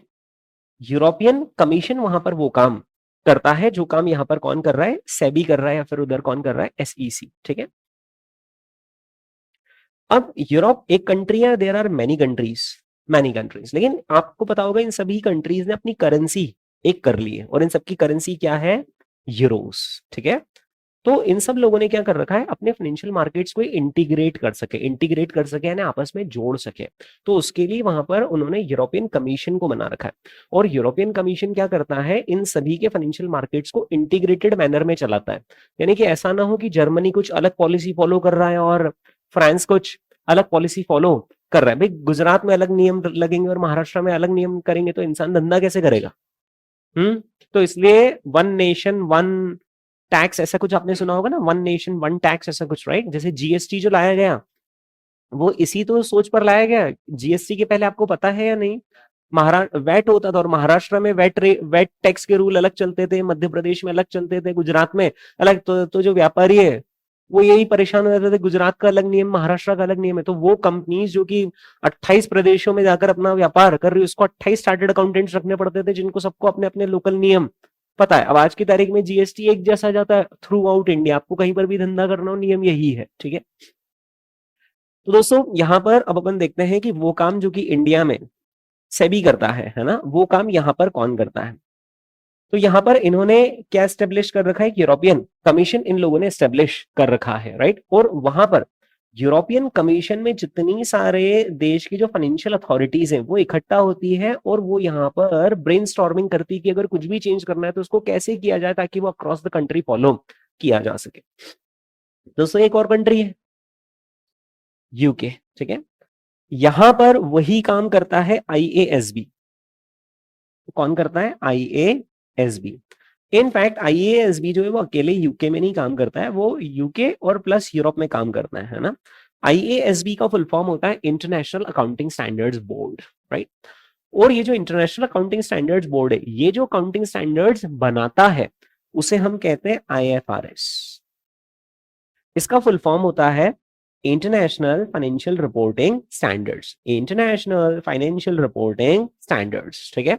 तो जो काम इंडिया में आईसीएआई करता है वो काम यूके प्लस यूरोप में कौन करता है, आईएएसबी, इंटरनेशनल अकाउंटिंग स्टैंडर्ड्स बोर्ड। और जिसे हम इंडिया में क्या कहते हैं, इंड एएस कहते हैं, उसे यूरोप वाले प्लस यूके वाले क्या कहते हैं, आईएफआरएस कहते हैं, ठीक है। तो फैक्ट ये है दोस्तों कि जो इंडिया के इंड एएस होते हैं they are inspired by US GAAP and IFRS। आज की तारीख में दोस्तों IFRS का इंपॉर्टेंस अक्रॉस द वर्ल्ड सबसे ज्यादा है। ऐसा इसलिए क्योंकि जो यूएस गैप है ना, जो यूएस गैप है वो काफी रेस्ट्रिक्टेड है और वो थोड़े ओल्ड हो चुके हैं, उस जमाने के बने हुए। लेकिन जो अभी लेटेस्ट काम हो रहा है वो सारा किसके अंदर हो रहा है, आईएफआरएस के अंदर हो रहा है, राइट। तो इसलिए आईएफआरएस की एप्लीकेबिलिटी बढ़ती चली जा रही है। There are many and many companies जो कि किसको फॉलो कर रही है आज की तारीख में, आईएफआरएस को फॉलो कर रही है, राइट। ओके, तो यहाँ पर आते हैं और ये देखिए दोस्तों, जो स्टैंडर्ड सेटिंग बॉडीज है यानी जो प्रोफेशनल ऑर्गेनाइजेशन है ना, उसमें दो प्राइमरी फाइनेंशियल ऑर्गेनाइजेशंस कौन सी हो गई, एक तो एफएएसबी हो गई है ना, और दूसरा कौन हो गया, IASB. Is that clear? This are the standard setting bodies, ठीक है। जो रेगुलेटरी अथॉरिटीज हैं उसमें कौन कौन हो गया, एक तो एसईसी हो गया, ये कहाँ काम करता है दोस्तों? यूएसए में, राइट। और एक हो गया फाइनेंशियल कंडक्ट अथॉरिटी, जो कहाँ काम कर रहा है? यूके में, ठीक है।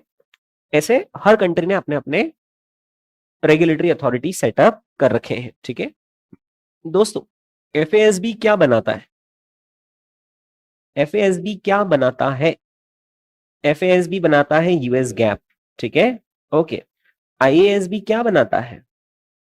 आईएफआरएस, ठीक है। इसे ध्यान रखने पड़ेंगे, इस पे एमसीक्यू आएगा आपको। तो आईएएसबी बनाता है क्या? IFRS, is that clear? और आईसीआई बनाता है इंडेस, ठीक है, okay. And there are many other national standard setting bodies, लेकिन आप और मैं अब एक एक देश के नेशनल स्टैंडर्ड सेटिंग बॉडीज का डिस्कशन नहीं करेंगे। अभी हम एक जनरल आइडिया हो गया कि अगर अपन सऊदी अरब भी गए तो वहां की अपनी एक नेशनल, एक तो रेगुलेटरी अथॉरिटी होगी और एक स्टैंडर्ड सेटिंग बॉडी होगी, इज दैट क्लियर? ओके। अब दोस्तों एक बहुत बड़ा चक्कर पड़ने लगा। इंडिया के जो इंडेस है और ये इधर वालों के, यूरोप वालों के आईएफआरएस है, और इधर वालों के जो यूएस गैप है ना, ये एक जैसे हैं या सब में डिफरेंसेस? सब में डिफरेंसेस। तो अब कंपनीज को प्रॉब्लम आने लगी। एक कंपनी जो कि अमेरिका की है, गूगल इनकॉर्पोरेशन या एप्पल इनकॉर्पोरेशन, वो यूएस में जब बात करती है तो उसे क्या फॉलो करना पड़ता है? US gap. जब वो कंपनी व्यापार करने कहाँ जाती है? इधर यूरोप में जाती, तो उसको क्या फॉलो करना पड़ता है? आईएफआरएस। फिर उसकी एक सब्सिडरी इंडिया में भी है, और वो जब इंडिया में रिपोर्ट करते तो उनको क्या फॉलो करना पड़ता है? Indians, right. और ऐसी एक कंपनी है या ऐसी बहुत सारी कंपनीज है जिनका मल्टीपल कंट्रीज में व्यापार है, मल्टीपल कंट्रीज में व्यापार है, राइट। प्रॉब्लम क्या हो जाती है कि एक देश बोल रहा काउंटिंग ऐसे करो और दूसरा देश बोल रहा काउंटिंग वैसे करो, या एक रेगुलेटरी अथॉरिटी बोल रही है कि नहीं ये सही है और दूसरी रेगुलेटरी अथॉरिटी बोल रही नहीं वो सही है। तो फिर कंपनीज तो कंफ्यूजन में आ जाएंगे ना कि हम क्या करें, राइट। तो क्या हुआ दोस्तों, ये जितनी सारी रेगुलेटरी अथॉरिटीज, अमेरिका में कौन है रेगुलेटरी अथॉरिटी? एसईसी, ठीक है। इधर इंडिया में कौन है रेगुलेटरी अथॉरिटी? सेबी। इधर यूके में कौन था? FCA, financial conduct authority, right. इधर कौन हो गया? यूरोपियन कमीशन, है ना। इन सारी रेगुलेटरी अथॉरिटीज ने क्या किया? मिलकर एक ऑर्गेनाइजेशन बनाई और जिसका नाम है आईओएससीओ। सारी रेगुलेटरी अथॉरिटीज ने मिलकर क्या किया है दोस्तों? एक ऑर्गेनाइजेशन बना ली जिसका नाम क्या है? IOSCO, right. इसका फुल फॉर्म होता है international organisation of securities commissions. International organisation of securities commission, ये सब सिक्योरिटीज कमीशंस है जो कि सिक्योरिटीज को रेगुलेट करते हैं कंट्री में। इन सब ने मिलकर एक ऑर्गेनाइजेशन बना ली जिसका नाम क्या है? आईओएससीओ। अपने कॉमन सेंस से बताइए, क्या ये आईओएससीओ कोई नेशनल अथॉरिटी है? नहीं। एसईसी एक national authority, FCA national authority है, SEBI national authority, European commission national authority है, लेकिन इन सारी नेशनल अथॉरिटीज ने मिलकर एक यूनियन बनाई है।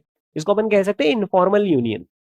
यार हम सारे रेगुलेटर्स एक बार साथ में बैठेंगे साल में एक बार, और अपन अपने आप को सबको सेम पेज पर लेकर आ जाएंगे। सेम पेज पर लेकर आ जाएंगे मतलब आप में और हम में डिफरेंसेस कम से कम रहे, सिर्फ वहां डिफरेंसेस रहे जहां एकदम जरूरी है, अदरवाइज हम अपने आपस के डिफरेंसेस को रिकंसाइल कर लेंगे, नहीं तो कंपनीज परेशान होंगी ना बिजनेस करने में। Exactly, right. तो सारी रेगुलेटरी अथॉरिटीज ने मिलकर जो ऑर्गेनाइजेशन बनाई उसका नाम क्या है? IOSCO, right. ये आईओएससीओ कोई नेशनल अथॉरिटी नहीं है, मतलब कोई रेगुलेटरी बॉडी नहीं है, पर रेगुलेटरी बॉडीज ने मिलकर एक ऑर्गेनाइजेशन बना लिए। और उसका मकसद क्या है? उसका मकसद ये है कि जितनी सारी नेशनल अथॉरिटीज है वो सब सेम पेज पर रहे ताकि कंपनीज को परेशानी ना हो। Is that clear? ओके दोस्तों, ये देखिए यहां पर most national authorities belong to क्या? आईओएससीओ, ठीक है। यानी वर्ल्ड फाइनेंशियल मार्केट्स का जो 95% होता है, और वर्ल्ड फाइनेंशियल मार्केट्स का 95% क्या होता है? अकेला 40% तो अमेरिका ही है। ये यूरोप वाले अगले 20-25% हो गए हैं, ये चाइना वाले हो गए 10% के आसपास, ये इंडिया वाले हो गए 5-7% के। तो इन सब की जब नेशनल अथॉरिटीज मिल गई तो IOSCO forms 95% of the world financial markets. बस कुछ कुछ को इन्होंने छोड़ दिया है। जैसे एक तो किम जोंग को छोड़ दिया जाता है हमेशा, नॉर्थ कोरिया वाला है ना, वो हमेशा परमाणु बम की धमकी देते, उसको छोड़ देते हैं, राइट। तो ऐसे करके कुछ कुछ कंट्री जो बदमाश होती है उनको छोड़ देते हैं कि ठीक है तुम्हारा वैसे भी कौन सा इंटरनेशनल ट्रेड में कोई कंट्रीब्यूशन, राइट। तो together they regulate more than 95% of the world financial markets, यानी जो आईओएससीओ के मेंबर्स हैं वो 95% of the world financial markets को रेगुलेट करते हैं, राइट। इनका मकसद क्या होता है? To improve cross border cooperation and make national regulations more uniform around the world. वो क्या चाहते हैं सब मिलकर कि जो रेगुलेशंस हो वो हर जगह अलग अलग हो, हर जगह पर सेम हो, हर जगह पर सेम हो, यूनिफॉर्म, राइट। दोस्तों आईओएससीओ के 3 मेन ऑब्जेक्टिव्स हैं, और ये वही 3 मेन ऑब्जेक्टिव्स हैं जो हमारे इंडिया में सेबी के 3 मेन ऑब्जेक्टिव्स हैं। आप बताइए सेबी के ऑब्जेक्टिव्स क्या होंगे? सेबी क्यों बिठा रखा है गवर्नमेंट ने? सबसे पहला इन्वेस्टर प्रोटेक्शन, कि इन्वेस्टर सुरक्षित होना चाहिए ना, ऐसा नहीं कि कोई कंपनी का प्रमोटर आए और लोगों का पैसा चुरा कर ले जाए और सब देखते ही रहे, राइट। होता है ऐसा दोस्तों, कंपनी के प्रमोटर्स लोगों का पैसा चोरी करके ले जाते हैं। मैं आपको एक आइडिया देता हूं, देखना कैसे चोरी की जा सकती है। मान लो कि मुझे खेती की बड़ी सारी जमीन खरीदनी है, और खेती की बड़ी सारी जमीन खरीदने में मुझे लग रहे 60-70 करोड़ रुपए। मैंने कहा प्रवीण अब क्या करें, 60-70 करोड़ रुपए कहाँ से लाए, जमीन तो खरीदनी है। तो मैंने क्या किया, मैंने अपनी कंपनी बनाई, और कंपनी का मैंने ऑब्जेक्टिव रखा कि ये कंपनी क्या करेगी, ये पेंट्स मैन्युफैक्चरिंग का काम करेगी। पेंटिंग है, पेंट एशियन पेंट्स, बर्जर, मैं पेंट मैन्युफैक्चरिंग करूंगा। पर पेंट मैन्युफैक्चरिंग करने के लिए मुझे जगह चाहिए, प्लांट बनाना है, तो मुझे 100 करोड़ रुपए की जरूरत है, और मैं अपना आईपीओ लेकर आ गया। और आईपीओ लेकर आया और मैंने बोला मैं आगे जाकर एक पेंट कंपनी डालूंगा और ऐसा करूंगा, और उसके लिए मुझे इतनी बड़ी जगह चाहिए, और उसके लिए मैं पैसा कलेक्ट कर रहा हूँ। लोगों ने कहा यार कंपनी के इरादे तो बड़े हैं। वो 100 करोड़ रुपए लोगों ने आईपीओ सब्सक्राइब करके दे दिए। अब कंपनी के मालिक के पास कितने आ गए? 100 करोड़ रुपए। वो गया जमींदार के पास, भाई ये तुम्हारी जमीन खरीदनी 60-70 करोड़ रुपए में। उसने बोला सेठ जी कहाँ से ले आए पैसे? उसने बोला बस वो तो ले आए पैसे, हमारे पास तरीका है पैसे इकट्ठे करने का। 60-70 करोड़ रुपए हमने उसको दिए, उसकी एकड़ में बहुत सारी जमीन अपने पास आ गई। अपने पास आ गई मतलब कंपनी के नाम पर कंपनी के मेन मालिक तो आप ही हो, बाकी सब तो शेयर होल्डर है। वो कोई आकर आपकी जमीन पर रह तो नहीं सकते। पैसा किसका? पब्लिक का। जमीन किसके नाम हो गई? कंपनी। कंपनी का मालिक कौन? अपन। तो अल्टीमेटली जमीन पर खाट लगा के सोएगा कौन? अपन। कोई शेयर होल्डर थोड़ी आ सकता है कि we are the shareholder, मेरे भी यहाँ पे इतने बाय इतने का प्लॉट है। कुछ भी नहीं हो सकता, राइट। पर अगर ऐसा हो गया दोस्तों, और अगर ऐसा ही होने लग गया, तो फाइनेंशियल मार्केट पे से ट्रस्ट हट जाएगा ना लोगों का। तो इसलिए सेबी को बिठाया गया है कि अगर कोई प्रमोटर इस तरीके की हरकत करे कि वो पब्लिक के पैसों से प्राइवेट मजे ले, यानी कि कंपनी के प्रमोटर ने अगर जेट एयरक्राफ्ट खरीद लिया, प्राइवेट जेट, और क्यों खरीद लिया है? जाएंगे मॉरिशियस, 7 दिन वहां पर रुकेंगे हम, प्राइवेट जेट से जाएंगे, तो फिर घेर लिया जाता है। सेबी उनको घेर लेती कि ये आप पब्लिक का पैसा मिसयूज कर रहे हो। तो सबसे पहला काम ही सेबी का क्या है? इन्वेस्टर प्रोटेक्शन, ठीक है। दूसरी बात दोस्तों, शेयर मार्केट में फेयरनेस, ट्रांसपेरेंसी बहुत जरूरी है। अगर ऐसा कर दिया जाए कि यार सुबह 9 से लेकर 10 बजे के बीच में सिर्फ बड़े बड़े लोग ही आपस में ट्रेड कर पाएंगे, और 10 बजे बाद पब्लिक के लिए मार्केट ओपन होगा, तो आपको सही लगेगा कि आपको ऐसा हमारे साथ तो गलत हो रहा है? मतलब जो बड़े लोग हैं वो तो अपने सौदे पहले ही सेटल कर ले रहे हैं और बाद में हमें इंट्रोड्यूस किया जा रहा है। तो सेबी बोलता है नहीं, जब 9:15 पर मार्केट ओपन होगा तो वो फॉर एवरीवन होगा, यानी ऐसा नहीं कि आप पार्टिसिपेट कर सकते हो, आप नहीं, हर कोई पार्टिसिपेट कर सकता है, राइट। तो सेबी का दूसरा मकसद क्या है कि जो सिस्टम हो, फाइनेंशियल सिस्टम हो, वो फेयर हो, वो एफिशिएंट हो, वो ट्रांसपेरेंट हो, यानी सारी चीजें सबको पता चले। जैसे इसका मैं एक एग्जांपल देता हूं, वो ल्यूपिन नाम की कंपनी है। ल्यूपिन नाम की कंपनी ने क्या करा, अपने जो म्यूचुअल फंड वाले इन्वेस्टर्स थे उन सबको बुलवाया और उन सबकी मीटिंग बुलवाई। म्यूचुअल फंड के एनालिस्ट उनको बुलवाया, और ल्यूपिन ने कुछ इंटरनल मैटर्स डिस्कस कर लिए, और ये बता दिया कि कंपनी एक नया मैन्युफैक्चरिंग प्लांट लगाने वाली है, और उसको हम अगले 7 दिन के अंदर फाइनलाइज कर देंगे और पब्लिक को बता देंगे। पर ये अंदर की बात कंपनी ने क्या करा, एनालिस्ट लोगों को पहले बता दिया। एनालिस्ट लोग क्या करेंगे, इस इंफॉर्मेशन का फायदा उठा लेंगे, जबकि पब्लिक तक ये बात पहुंची क्या? नहीं पहुंची। तो सेबी बोलता है नहीं, ऐसा करना अलाउड नहीं है। आप कोई सी भी मटेरियल इंफॉर्मेशन जब दोगे तो आप ऐसा नहीं कर सकते कि इनको पहले दे दो वो खबर और उनको पब्लिक को बाद में दो। आपको सबसे पहले इंफॉर्मेशन किसको देनी पड़ेगी? स्टॉक एक्सचेंज को देनी पड़ेगी, ताकि स्टॉक एक्सचेंज से वो इंफॉर्मेशन एक साथ डिसेमिनेट हो जाए टू एवरीबडी। और मान लो अगर आपके पास लेट पहुंच रही खबर, तो आप तो कभी खबर का फायदा उठा ही नहीं पाओगे। तो ये सारा काम ही किसका है? सेबी का है। Is that clear? ओके। तो दोस्तों यहां पर जो सेबी के ऑब्जेक्टिव्स होते हैं ना, वही किसके भी ऑब्जेक्टिव बनते हैं, आईओएससीओ के भी ऑब्जेक्टिव बनते हैं। जैसे सबसे पहला ऑब्जेक्टिव क्या है, प्रोटेक्टिंग इन्वेस्टर्स। दूसरा क्या है, ensuring that markets are efficient, fair and कैसे, ट्रांसपेरेंट, पारदर्शी हो। और एक और क्या, रिड्यूसिंग सिस्टमैटिक रिस्क। दोस्तों सिस्टमैटिक रिस्क का मतलब क्या होता है, जैसे मान लो एक नदी है और वो पार करनी है, थोड़ी सी मतलब 10-20 फीट चौड़ाई वाली नदी है ना। तो अगर एक अकेला व्यक्ति जा रहा है और वो डूबा तो वो अकेला ही डूबेगा, लेकिन सात सात लोग ऐसे हाथ पकड़ कर जा रहे, चेन बनाकर जा रहे, और एक आध का भी पैर फिसला तो वो अकेला नहीं डूबेगा, वो सबको साथ में लेकर डूबेगा। उसी तरीके से अगर दुनिया में किसी एक आध फाइनेंशियल मार्केट में क्रैक आ गया, जैसे जापान के मार्केट क्रैश होने लग गए, तो क्या अकेला जापान क्रैश होगा, वो कईयों को साथ में लेकर डूबेगा, कईयों को साथ में लेकर डूबेगा। तो ये जो आईओएससीओ है, इसका एक और ऑब्जेक्टिव है कि कहीं ऐसा ना हो कि दुनिया में किसी एक पर्टिकुलर देश का मार्केट गिरे और वो सबको साथ में लेकर गिरे। वो इस रिस्क को खत्म तो नहीं कर सकते, बट इस रिस्क को रिड्यूस करने की कोशिश करते हैं। Is that clear? ठीक है, तो तीन ऑब्जेक्टिव्स कौन से हो गए दोस्त, आईओएससीओ के तीन ऑब्जेक्टिव बताओ तुम, protecting investors, reducing systematic risk, fair transparent and वो एक और था ना, फेयर था, एफिशिएंट था एंड ट्रांसपेरेंट था, राइट? ओके दोस्तों, ये हमने सीखा किसके बारे में, आईओएससीओ के बारे में, है ना। और ये देखिए जो मैं आपको बोल रहा था, आईओएससीओ रिक्वायर्स इशूअर्स, इशुअर्स यानी कंपनीज हो गई। यहाँ पर इशुअर्स का मतलब होता है वो कॉर्पोरेट जो कि अपनी सिक्योरिटीज इश्यू करते हैं। जैसे गूगल ने अपने शेयर्स इश्यू कर रखे हैं, रिलायंस ने अपने शेयर्स इश्यू कर रखे हैं, so they are called as what, issuers, right? Issuers to provide full, accurate and timely disclosure. Is that clear? तो आईओएससी को वो क्या कहता है, पूरा डिस्क्लोजर दो, एक्यूरेट दो और सही समय पर दो, क्योंकि आपने डिस्क्लोजर तो दिए लेकिन लेट दिए, इनएक्यूरेट दिए, कंप्लीट नहीं दिए, तो फिर ये इन्वेस्टर्स के साथ चीटिंग माना जाएगा। ठीक है दोस्तों, फिर इसके बाद एक और चीज, एक और कंडीशन है जो आईओएससीओ रखता है, और वो ये रखता है कि जो आईओएससीओ ऑल्सो रिक्वायर्स कि जो अकाउंटिंग स्टैंडर्ड्स बनाए जा रहे हैं, they must be of high standard and they must be कैसे, इंटरनेशनली एक्सेप्टेड। जो अकाउंटिंग स्टैंडर्ड्स बनाया जाए वो लो क्वालिटी नहीं, कैसे बनाया जाए, हाई क्वालिटी। हाई क्वालिटी किसको कहेंगे, जिसमें लूप होल्स काफी कम हो। आप नहीं समझते कानून, जैसे कानून बनाए तो अच्छा कानून किसे कहेंगे, जिसका कोई भी मजाक बनाया जा रहा है, फायदा उठाया जा रहा है, लूप होल्स ढूंढे जा रहा है, या उसमें लूप होल ही नहीं है, लूप होल नहीं है, लूप होल यानी समझते हो कमी पेशी ना हो। Is that clear?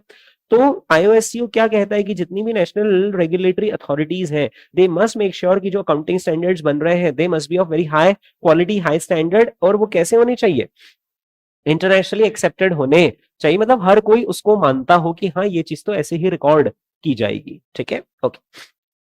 अब दोस्तों हम यहाँ पर किसके बारे में पढ़ रहे हैं, एसईसी के बारे में पढ़ रहे हैं। वैसे हमने बहुत सारी रेगुलेटरी अथॉरिटीज देखी, इंडिया की रेगुलेटरी अथॉरिटी हो गई सेबी, यूके की कौन हो गई, एफसीए, फाइनेंशियल कंडक्ट अथॉरिटी, लेकिन हमारा सिलेबस क्योंकि अमेरिका का, तो हम किसके बारे में पढ़ रहे हैं, एसईसी के बारे में पढ़ रहे हैं। दोस्तों एसईसी की अपनी एक वेबसाइट है, मैं आपको लेके चलता हूँ ना उस वेबसाइट पर। तो यहाँ पर चलिए, तो sec.gov है ना, ये आ गए हैं हम यूएस की एसईसी की वेबसाइट पर। ये देख लीजिए दोस्तों, United state securities and exchange commission. ठीक है, ओके। और आप यहाँ पर देख पा रहे हैं कि एसईसी की वेबसाइट पर हर किसी को अपनी फाइलिंग्स सबमिट करनी पड़ती है। जैसे गूगल हुआ, एप्पल हुआ, माइक्रोसॉफ्ट हुआ, टेस्ला हुआ, ये तो सब अमेरिका की कंपनीज है ना, तो इनको अपनी जितनी भी फाइलिंग्स होती है, फाइलिंग्स यानी जो भी ये सबमिट करना चाह रहे हैं कुछ एक्शन, वो सब किसको सबमिट करना पड़ता है, एसईसी को सबमिट करना पड़ता है, राइट? ओके। और यहाँ पर जैसे कि मैं यहाँ पर सर्च करता हूँ, ठीक है, सर्च में मैं यहाँ पर एप्पल लिखता हूँ, ठीक है, और एप्पल को मैंने यहाँ पर सर्च किया, तो ये एप्पल से रिलेटेड फाइलिंग्स यहाँ पर आ गई है, और मैंने क्लिक करा तो ये अब ये एप्पल से रिलेटेड सारी इंफॉर्मेशन आ गई। देखिए दोस्तों, है ना, एप्पल के आगे वर्ड क्या लिखा है, INC। जैसे इंडिया में वर्ड यूज होता है limited, lupin limited, Reliance industries limited, भारतीय एयरटेल लिमिटेड। हमारे यहाँ पर कंपनीज के आगे जो कंपनीज का सरनेम होता है वो क्या होता है, लिमिटेड। अमेरिका में कंपनीज का क्या सरनेम होता है, इनकॉर्पोरेशन। ठीक है, ओके। उसी तरीके से जब आप यूके जाओगे ना, तो वहां पर सरनेम होता है PLC, पीएलसी, हमें फुल फॉर्म क्या होता है, पब्लिक लिमिटेड कंपनी, ठीक है, पीएलसी, है ना। ऐसे अलग अलग कंट्रीज ने अपने अपने सरनेम कंपनीज के अलग अलग बना रखे हैं। इंडिया वालों ने लिमिटेड बना रखा है, अमेरिका वालों ने इनकॉर्पोरेशन बना रखा है, ठीक है। अगर मैं यहाँ पर कंपनी इंफॉर्मेशन वाले प्लस पे क्लिक कर लूंगा तो आप एक्सपेक्ट कर पा रहे हो यहाँ पर मुझे क्या मिल जाएगा, मुझे एप्पल की कंपनी इंफॉर्मेशन मिल जाएगी, राइट। ये जैसे मैंने प्लस पर यहाँ पर क्लिक करा तो अब ये उन्होंने उनके रजिस्ट्रेशन नंबर बता दिए, वो कौन से स्टेट में है, उनका बिजनेस एड्रेस क्या है, एंड सो ऑन, ये बहुत सारी चीजें उन्होंने बता दी, राइट। कंपनी इन्फॉर्मेशन से अभी मुझे ज्यादा मतलब नहीं है। ये देखिए यहाँ पर उन्होंने लेटेस्ट फाइलिंग्स बता रखी है, ठीक है, और उन्होंने सब बता रखा है कि इस तारीख को ये फाइलिंग हुई, इस पर्टिकुलर तारीख को ये फाइलिंग हुई। और आप यहाँ पर देख पा रहे हैं कि कंपनीज को हर महीने कुछ ना कुछ फाइलिंग्स करनी पड़ती ही पड़ती है, राइट। कभी उन्होंने सेलिंग ऑफ द सिक्योरिटीज करा, कभी बाइंग ऑफ द सिक्योरिटीज करा, कभी क्वार्टरली रिपोर्ट्स आ गई, कभी एनुअल रिपोर्ट्स आ गई, ठीक है। और ये देखिए यहाँ पर काफी सारे तरह के आपको फाइलिंग्स के टाइप मिलेंगे, ठीक है। तो एसईसी सबसे पहले कंपनीज को ये कहता है कि अगर आपको शेयर बाजार में लिस्ट होना है तो आपको तमाम तरह की फाइलिंग्स हमें सबमिट करनी पड़ेगी, और हमें सबमिट करनी पड़ेगी मतलब हम बैठ के चेक नहीं करेंगे, हम ये इन्फॉर्मेशन हमारे पोर्टल पर डाल देंगे ताकि जो इन्वेस्टर्स हैं वो हमारे पोर्टल से आपकी इन्फॉर्मेशन एक्सेस करके अपने इकोनॉमिक डिसीजंस ले सके, ठीक है। तो रोल ऑफ एसईसी क्या है, they prescribe the requirements for financial reporting by US companies की यूएस कंपनीज को किस किस तरह की फाइनेंशियल रिपोर्टिंग करनी पड़ेगी, उसकी रिक्वायरमेंट ही कौन बताता है, एसईसी। दोस्तों जो एसईसी की रिक्वायरमेंट होती है ना उसमें बहुत सारे तरह के फॉर्म्स होते हैं। फॉर्म के नाम देखिए कौन कौन से फॉर्म्स है। सबसे पहला फॉर्म कौन सा है, फॉर्म S1, फिर है फॉर्म 10K, फिर है फॉर्म 10Q, फिर है form DEF 14A, form 8K, form 144, form 345। क्या बस इतने ही फॉर्म्स होंगे जितने यहाँ लिखे हैं, तो जमाने भर के फॉर्म्स होंगे, पर कुछ पॉपुलर फॉर्म्स यहाँ पर लिखे हुए, राइट। अब मैं एक एक करके आपको इन फॉर्म्स को समझाता हूँ कि फॉर्म्स क्या होते हैं।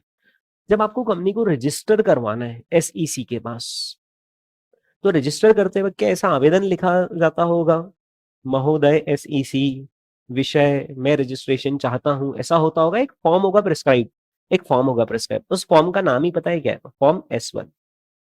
उस फॉर्म का नाम ही क्या है, फॉर्म S1 उसका नाम है। यानी फॉर्म S1 में आप क्या करते हो, जब भी आपको पब्लिक को शेयर सेल करने हो, जैसे एप्पल अपना आईपीओ लाना चाह रहा है या आईपीओ लाने के बाद फर्दर और शेयर्स इश्यू करना चाह रहा है, तो उसको फॉर्म S1 सबमिट करना पड़ेगा। किसको सबमिट करना पड़ेगा, एसईसी को सबमिट करना पड़ेगा, राइट। तो फॉर्म S1 का मकसद क्या हो गया दोस्तों, पता चला आपको, it is a registration statement. Registration करवाना पड़ता है ना before the sale of new securities to the क्या, पब्लिक। इज दैट क्लियर, है ना। तो बस ऐसा बताना पड़ता है कि मैं बेचना चाह रहा हूं और मर्जी चाहे जो कर लो, या सब बताना पड़ता है मैं बेचना चाह रहा हूँ शेयर्स, इतने शेयर्स बेचना चाह रहा हूँ, इस प्राइस पर बेचना चाह रहा हूँ, और बस इतना बताना पड़ेगा कि बेचना चाह रहा हूँ, इस प्राइस पर बेचना चाह रहा हूँ, इतना माल इकट्ठा करूंगा, या ये बताना पड़ेगा इकट्ठा करके करोगे क्या, करोगे क्या, राइट। कि आप ये जो पब्लिक से पैसा रेज कर रहे हो उसका मकसद आखिर क्या है। इसको हम कहते हैं कि जो आईपीओ के फंड्स आए हैं उनका यूटिलाइजेशन आखिर कहां पर होगा। आपको ये तो पता है ना, कंपनी जब आईपीओ लाती है ऐसे नहीं बोल सकती मुझे तो 500 करोड़ चाहिए, फिर किसी ने पूछा क्यों चाहिए, चाहिए हमें चाहिए हमारी मर्जी को, ऐसा नहीं बताना पड़ेगा पब्लिक को ये 500 करोड़ का आप करने क्या वाले हो। और आपको पता है बाद में आपको, जैसे इंडिया में ना सीएस होते हैं ना, कंपनी सेक्रेटरीज, उनसे आपको सिग्नेचर करवानी पड़ती है कि कंपनीज ने जिस यूज के लिए पैसे रेज करें, क्या उसी यूज के लिए उन्होंने पैसे यूज भी, उसी पर्पस के लिए उन्होंने पैसे यूज भी करे हैं या फिर नहीं। वो सर्टिफिकेशन दिया जाता है कि हाँ कंपनी ने 150 करोड़ रुपए लिए थे, उसमें से बोला था कि हम 100 करोड़ रुपए यहां लगाएंगे, और हाँ कंपनी ने 100 करोड़ रुपए यहां लगाए, मैं सीएस यहाँ पर सिग्नेचर कर रहा हूं, इस बात का सर्टिफिकेशन दे रहा हूं कि हाँ ऐसा हुआ है। Is that clear. तो दोस्तों यहाँ पर ये सारी चीजें लिखी जाती हैं, जैसे कौन कौन से डिस्क्लोजर्स दिए जाते हैं फॉर्म S1 के अंदर, कि हम कौन कौन से सिक्योरिटीज ऑफर कर रहे हैं, कितना एस्टिमेटेड अमाउंट है जो हम रेज करेंगे, and what would be the use of the offering proceeds. Is that clear. अच्छा आपको पता है ना, जब आईपीओ लाया जाता है तो एक व्यक्ति होता है जिसका नाम होता है अंडर राइटर। समझते हो आप आईपीओ में अंडर राइटर कौन होता है ना। जैसे कि अगर मैं प्रवीण खटोड़, है ना, और मान लो अपनी कोचिंग क्लास है अल्फा एकेडमी, और मैं अल्फा एकेडमी का आईपीओ लाने वाला, ठीक है, तो मैं ना किसी इन्वेस्टमेंट बैंकर के साथ जाकर कांटेक्ट करूंगा, अब ये इन्वेस्टमेंट बैंकर यानी वह व्यक्ति जो कि आईपीओ लाने में मेरी सारी मदद करेगा, ठीक है। ये नहीं, इन्वेस्टमेंट बैंकर वो व्यक्ति होता है जो आप लोग आगे जाकर बनने वाले हो, ठीक है। इसको पूरा आइडिया रहता है कि कंपनीज का रजिस्ट्रेशन कैसे करवाना है सेबी में, सेबी की क्या क्या रिक्वायरमेंट्स है वो कैसे फुलफिल किया जाए। कंपनी का जब आईपीओ लाना पड़ता है ना, तो आईपीओ बोलने से आपने सड़क पर जाकर अनाउंसमेंट करा, सुनो सुनो सुनो 150 कंपनी है मेरी, 150 करोड़ की जरूरत है, जो भी भाई बहन यहाँ पर आकर योगदान देना चाहे यथाशक्ति वो यहाँ पर योगदान दीजिए, एक बढ़िया कंपनी लगाई जाएगी। ऐसा होता है क्या? नहीं, सारा काम चलता है कॉन्टेक्ट्स के थ्रू। कैसे चलता है काम? कॉन्टेक्ट्स के थ्रू। यानी जो इन्वेस्टमेंट बैंकर लोग होते हैं ना, इनके हर जगह कॉन्टैक्ट होते हैं, इनके काफी सारे म्यूचुअल फंड के मैनेजर से पहचान होती है। और ये लोग क्या करते हैं, ये लोग आपकी कंपनी का प्रपोजल पिच करते हैं किनके पास? म्यूचुअल फंड्स के पास या दूसरे इंस्टीट्यूशनल इन्वेस्टर्स के पास, की कैसी कंपनी आ रही है, उसका है प्रोजेक्ट है, हमने देखा हुआ है प्रोजेक्ट, प्रोजेक्ट बढ़िया है, प्रमोटर में दम है और कंपनी को 150 करोड़ की जरूरत है। तो म्यूचुअल फंड्स आप इसमें कितना कंट्रीब्यूट कर देंगे? तो एक म्यूचुअल फंड ने बोला ठीक है 10 करोड़ हमारी तरफ से लिख लिया, ठीक है। वो नहीं होता आयोजन करने से पहले भाई ये काम काज करवा रहे हैं, आपकी तरफ से कितना हुआ चंदा वो यहाँ पर लिख दो, एक प्रिलिमिनरी बन जाता है। वो काम कौन करवाता है मालूम? इन्वेस्टमेंट बैंकर, वो फंड रेज करवाता है। अब बाय चांस 150 करोड़ का आईपीओ आया है और सब्सक्राइब ही नहीं हुआ मतलब मुश्किल से 25-50 करोड़ रुपए इकट्ठे हुए। तो फिर ये टोपी पहननी पड़ती किसको? अंडर राइटर को, क्योंकि अंडर राइटर एक तरीके से इंश्योरेंस का काम करता है, वो रिस्क लेता है। मेरी जवाबदारी कि आपका आईपीओ सब्सक्राइब होगा, मैं करवा के दूंगा, और नहीं हुआ अगर सब्सक्राइब, मैं करूंगा सब्सक्राइब, मैं आपकी कंपनी में 100 करोड़ रुपए डालूंगा। Is that clear? तो अंडर राइटर का वो काम है कि वो आपके पब्लिक इश्यू जो आने वाला है उसको सब्सक्राइब करवाने की जिम्मेदारी लेता है, और नहीं हुआ सब्सक्राइब तो फिर वो खुद के पैसों से उसे सब्सक्राइब करेगा। Is that clear? कुछ कहना चाह रहे हैं दोस्तों? हाँ हाँ हाँ हाँ, तो अपन उस डिटेल में नहीं जा रहे है ना, बिल्कुल सही बोला तुम, ठीक है। तो दोस्तों अपन तो एक अंडर राइटर का फंक्शन समझ रहे हैं, अपन लीगल रूल में नहीं जा रहे हैं। इंडिया में 90% का रूल है कि अगर 90% आपका इशू सब्सक्राइब ही हो गया है तो फिर बस अब तो हो ही गया सब्सक्राइब, है ना। आपको 150 करोड़ चाहिए तो 135 तो मिल ही गया, बचा हुआ आप पर्सनली अरेंज कर लेना। Is that clear? They are the rules, और वो कंट्री टू कंट्री चेंज करेंगे, but the basic function of the underwriter is to give you an assurance कि आपका आईपीओ सब्सक्राइब होगा। नहीं हुआ तो कौन भाई बैठा? दोस्तों एक बार आप आईपीओ लेकर आ गए, आपके पास माल तो इकट्ठा हो गया, अब आपको हर साल एनुअल फाइलिंग करनी पड़ेगी। जैसे एनुअल रिपोर्ट होता है ना, अभी थोड़ी देर पहले मैंने ल्यूपिन की एनुअल रिपोर्ट बताई थी, बस जो 10 के है वो वही काम करता है। क्या करता है? वो एनुअल रिपोर्ट का काम करता है। अमेरिका में दोस्तों एनुअल रिपोर्ट, ये देखिए यहाँ पर, ये मैंने एप्पल का फाइलिंग ही खोल रखा है दोस्तों आपके सामने, और ये देखिए एप्पल का यहाँ पर आपको 10 के नजर आ रहा है, और 10 के ब्रैकेट में क्या लिखा हुआ है? Annual reports. अच्छा 10Q के ब्रैकेट में क्या लिखा हुआ है? Quarterly reports. तो अगर एप्पल का ईयर एंड हो गया, ईयर क्लोज हो गया, तो they have to submit form 10K, जिसके अंदर साल भर का लेखा जोखा होगा जो एनुअल रिपोर्ट से क्लोजली मैच करेगा, ठीक है। और जो क्वार्टरली वो लोग अर्निंग्स इश्यू करेंगे वो कौन से फॉर्म में सबमिट करेंगे? 10Q फॉर्म में सबमिट करेंगे। मैं इधर प्लस के बटन पर क्लिक करता हूं तो ये देखिए उनके 10Qs तो काफी सारे दिख रहे हैं, फॉर ऑब्वियस रीजन, क्योंकि क्वार्टरली अर्निंग्स तो साल में 4 बार होगी, लेकिन एनुअल अर्निंग्स कैसी होगी? साल में 1 बार होगी। अब अगर दोस्तों मैं वहां पर क्लिक कर दूंगा ना तो उनका 10K फॉर्म ही खुल जाएगा। मैं 10K फॉर्म पर क्लिक करता हूँ, ये देखिए फॉर्म ओपन हो गया, ये देखिए दिस इज फॉर्म 10K, और यहाँ पर अब ये सारी इंफॉर्मेशन आ गई। अब मैं जैसे जैसे नीचे स्क्रॉल करूंगा, ये देखिए यहाँ पर टेबल ऑफ कंटेंट्स है, ठीक है। और टेबल ऑफ कंटेंट्स में ये देखिए आपको जो कंटेंट मिलेगा वो मोर और लेस एनुअल रिपोर्ट के जैसा मिलेगा। देखिए आप जरा यहाँ पर कहीं आपको मैनेजमेंट डिस्कशन एंड एनालिसिस नजर आ रहा है क्या? है ना। फिर financial statements and supplementary data नजर आ रहा है, एंड सो ऑन। फिर देखिए directors, executive officers, corporate governance and so on. तो ये जो इन्फॉर्मेशन है मोर और लेस किसको रिजेंबल करती है? एनुअल रिपोर्ट को। एक खास बात, 10K फॉर्म सबमिट करना जरूरी है। एनुअल रिपोर्ट आप बनाओ कि मत बनाओ वो आपकी मर्जी। तो बहुत सारी कंपनीज अमेरिका में पता है क्या करती है? एनुअल रिपोर्ट ही नहीं बनाती है, बोलती है ये रहा फॉर्म 10K और यही क्या हो गई? हमारी एनुअल रिपोर्ट भी होगी, that's it. Is that clear? आपको 10K बनाना कंपलसरी है, एनुअल रिपोर्ट बनाना नहीं बनाना आपकी मर्जी। मतलब कोई कंपनी ऐसा नहीं कह सकती कि ये रही हमारी एनुअल रिपोर्ट तो हो तो गया 10K फॉर्म का काम, नहीं। SEC कहता है नहीं 10K तो सबमिट उसी फॉर्मेट में करना पड़ेगा जिस फॉर्मेट में हमने बताए, आपकी इच्छा हो तो बना लेना एनुअल रिपोर्ट, नहीं तो मत बनाओगे तो भी चलेगा, वो हमारा मैटर नहीं है, ठीक है। और एक और खास बात दोस्तों, ये वाला फीचर ना अमेरिका में, इंडिया में नहीं है, क्योंकि ये क्या फॉर्म है ना, तो आप इस पे कहीं पे भी क्लिक करोगे वहां पहुंच जाओगे। जैसे अभी आप मुझे बोलोगे कि सर कहीं पर हमें ले चलो, फाइनेंशियल स्टेटमेंट्स पर ले चलो, ये आ रहा है आपको, फाइनेंशियल स्टेटमेंट नजर आ रहा है, ये रहा, बस इधर मैंने जैसे ही क्लिक करा ना, मैं कहां पहुंच जाऊंगा, फाइनेंशियल स्टेटमेंट पे पहुंच जाऊंगा। अच्छा मुझे बैलेंस शीट पे जाना है, मुझे उस पे जाना है, तो मैंने बैलेंस शीट पे क्लिक करा तो मैं बैलेंस शीट पर आ गया। इतना मस्त होता है वहां पर का, क्लिक क्लिक क्लिक, वो जो पूरी पीडीएफ है ना पूरी क्लिकेबल है, आप क्लिक करो आप वहां पर पहुंच जाओगे। ऐसा अपने इंडिया की वो ल्यूपिन के एनुअल रिपोर्ट में वो फीचर नहीं था, क्योंकि वो कंपनी ने कस्टम डिजाइन करी हुई है, लेकिन अमेरिका में वही फॉर्म कैसा है, स्टैंडर्ड है। Is that clear? So 10K form अगर कोई आपसे पूछ ले कि 10K फॉर्म का फंक्शन क्या है, तो ये एनुअल फाइलिंग है जो कि कंपनी के एनुअल परफॉर्मेंस को रिपोर्ट करता है, ठीक है। ओके दोस्तों, ये देखिए यहाँ पर क्या लिखा है, form 10K is similar to that which a form typically provides in its annual report to shareholders. However, a firm's annual report is not a substitute for the 10K filing। 10K filing तो करनी पड़ेगी, मर्जी हो तो बनाओ annual report, नहीं तो मत बनाओ, लो शेयर होल्डर को यही बोल दो कि ये रहा 10K, आप तो यही पढ़ लो। दोस्तों जो अमेरिकन कंपनीज होती है ना, उनके लिए 10K होता है। जो कैनेडियन कंपनीज लिस्टेड है कहां पर, अमेरिका में, उनके लिए वही इक्विवेलेंट फॉर्म कौन सा है, फॉर्म 40F।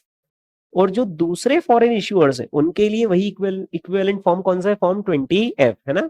मैंने ये तीनों फॉर्म पर काम कर रखा है, फॉर्म 10K पर, फॉर्म 40F पर और फॉर्म 20F पर, है ना। ये क्लोजली एक दूसरे से मैच करते हैं, बट इनमें थोड़ी सी और एक्स्ट्रा इन्फॉर्मेशन मांगी जाती है क्योंकि आप फॉरेन कंट्रीज से हो, ठीक है। ओके, बट तीनों का पर्पज एक ही कि एनुअल रिपोर्ट का इक्विवेलेंट है।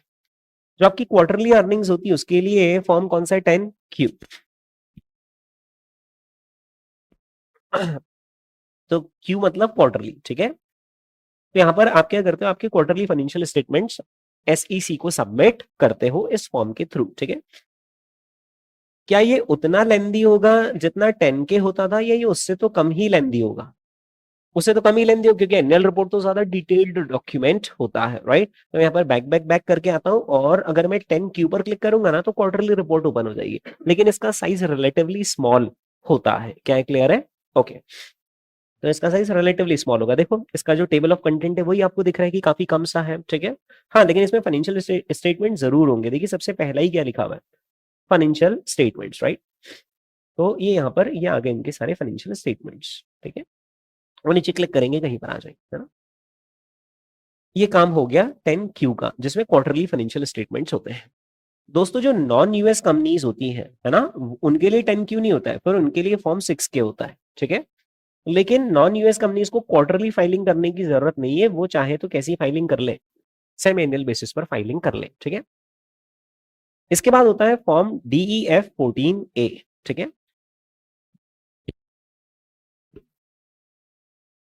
ये काम करता है प्रॉक्सी स्टेटमेंट का।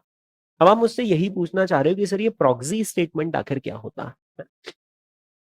प्रॉक्सी स्टेटमेंट समझाऊं उससे पहले, क्या प्रॉक्सी का मीनिंग आपको पता है? प्रॉक्सी, तो प्रॉक्सी यानी डुप्लीकेट। जैसे पुतिन के नहीं बोलते 5 डुप्लीकेट है, वैसे प्रॉक्सी मतलब ये मेरा प्रॉक्सी है, यानी मैं नहीं आऊं ना तो मेरी अनुपस्थिति में ये जो बोलेगा वो मेरी तरफ से भी माना जाएगा, मतलब जो इसने बोल दिया माना जाएगा कि हाँ उसमें भी मेरी हाँ है, ठीक है। ओके दोस्तों, जैसे मान लीजिए मैं एक पोर्टफोलियो मैनेजर हूं, है ना, और आपने कुछ करोड़ रुपए मुझे मैनेज करने को दिया, आपने कुछ करोड़ रुपए मैनेज करने को दिया, आपने कुछ करोड़ रुपीस मुझे मैनेज करने को दिए। I am handling your portfolio, right. अब मैंने आप सबके अकाउंट में, यानी आप सबके पोर्टफोलियो में मैंने रिलायंस इंडस्ट्रीज के शेयर्स खरीद रखे हैं, ठीक है। और रिलायंस इंडस्ट्रीज की एनुअल जनरल मीटिंग है, तो रिलायंस इंडस्ट्रीज का शेयर होल्डर मैं हुआ, या शेयर होल्डर तो आप ही हो, शेयर होल्डर तो आप ही हो, तो वोटिंग पावर किसके पास है? आप ही लोगों के पास है। लेकिन आप लोगों को ज्यादा नॉलेज है रिलायंस इंडस्ट्रीज के, नॉलेज तो मुझे ज्यादा है कि कौन से प्रपोजल हम शेयर होल्डर्स के फेवर में हैं, कौन से प्रपोजल्स हमारे अगेंस्ट है, किसमें यस में वोटिंग डालना है, किसमें नो में वोटिंग डालना है, वो नॉलेज तो मेरे पास।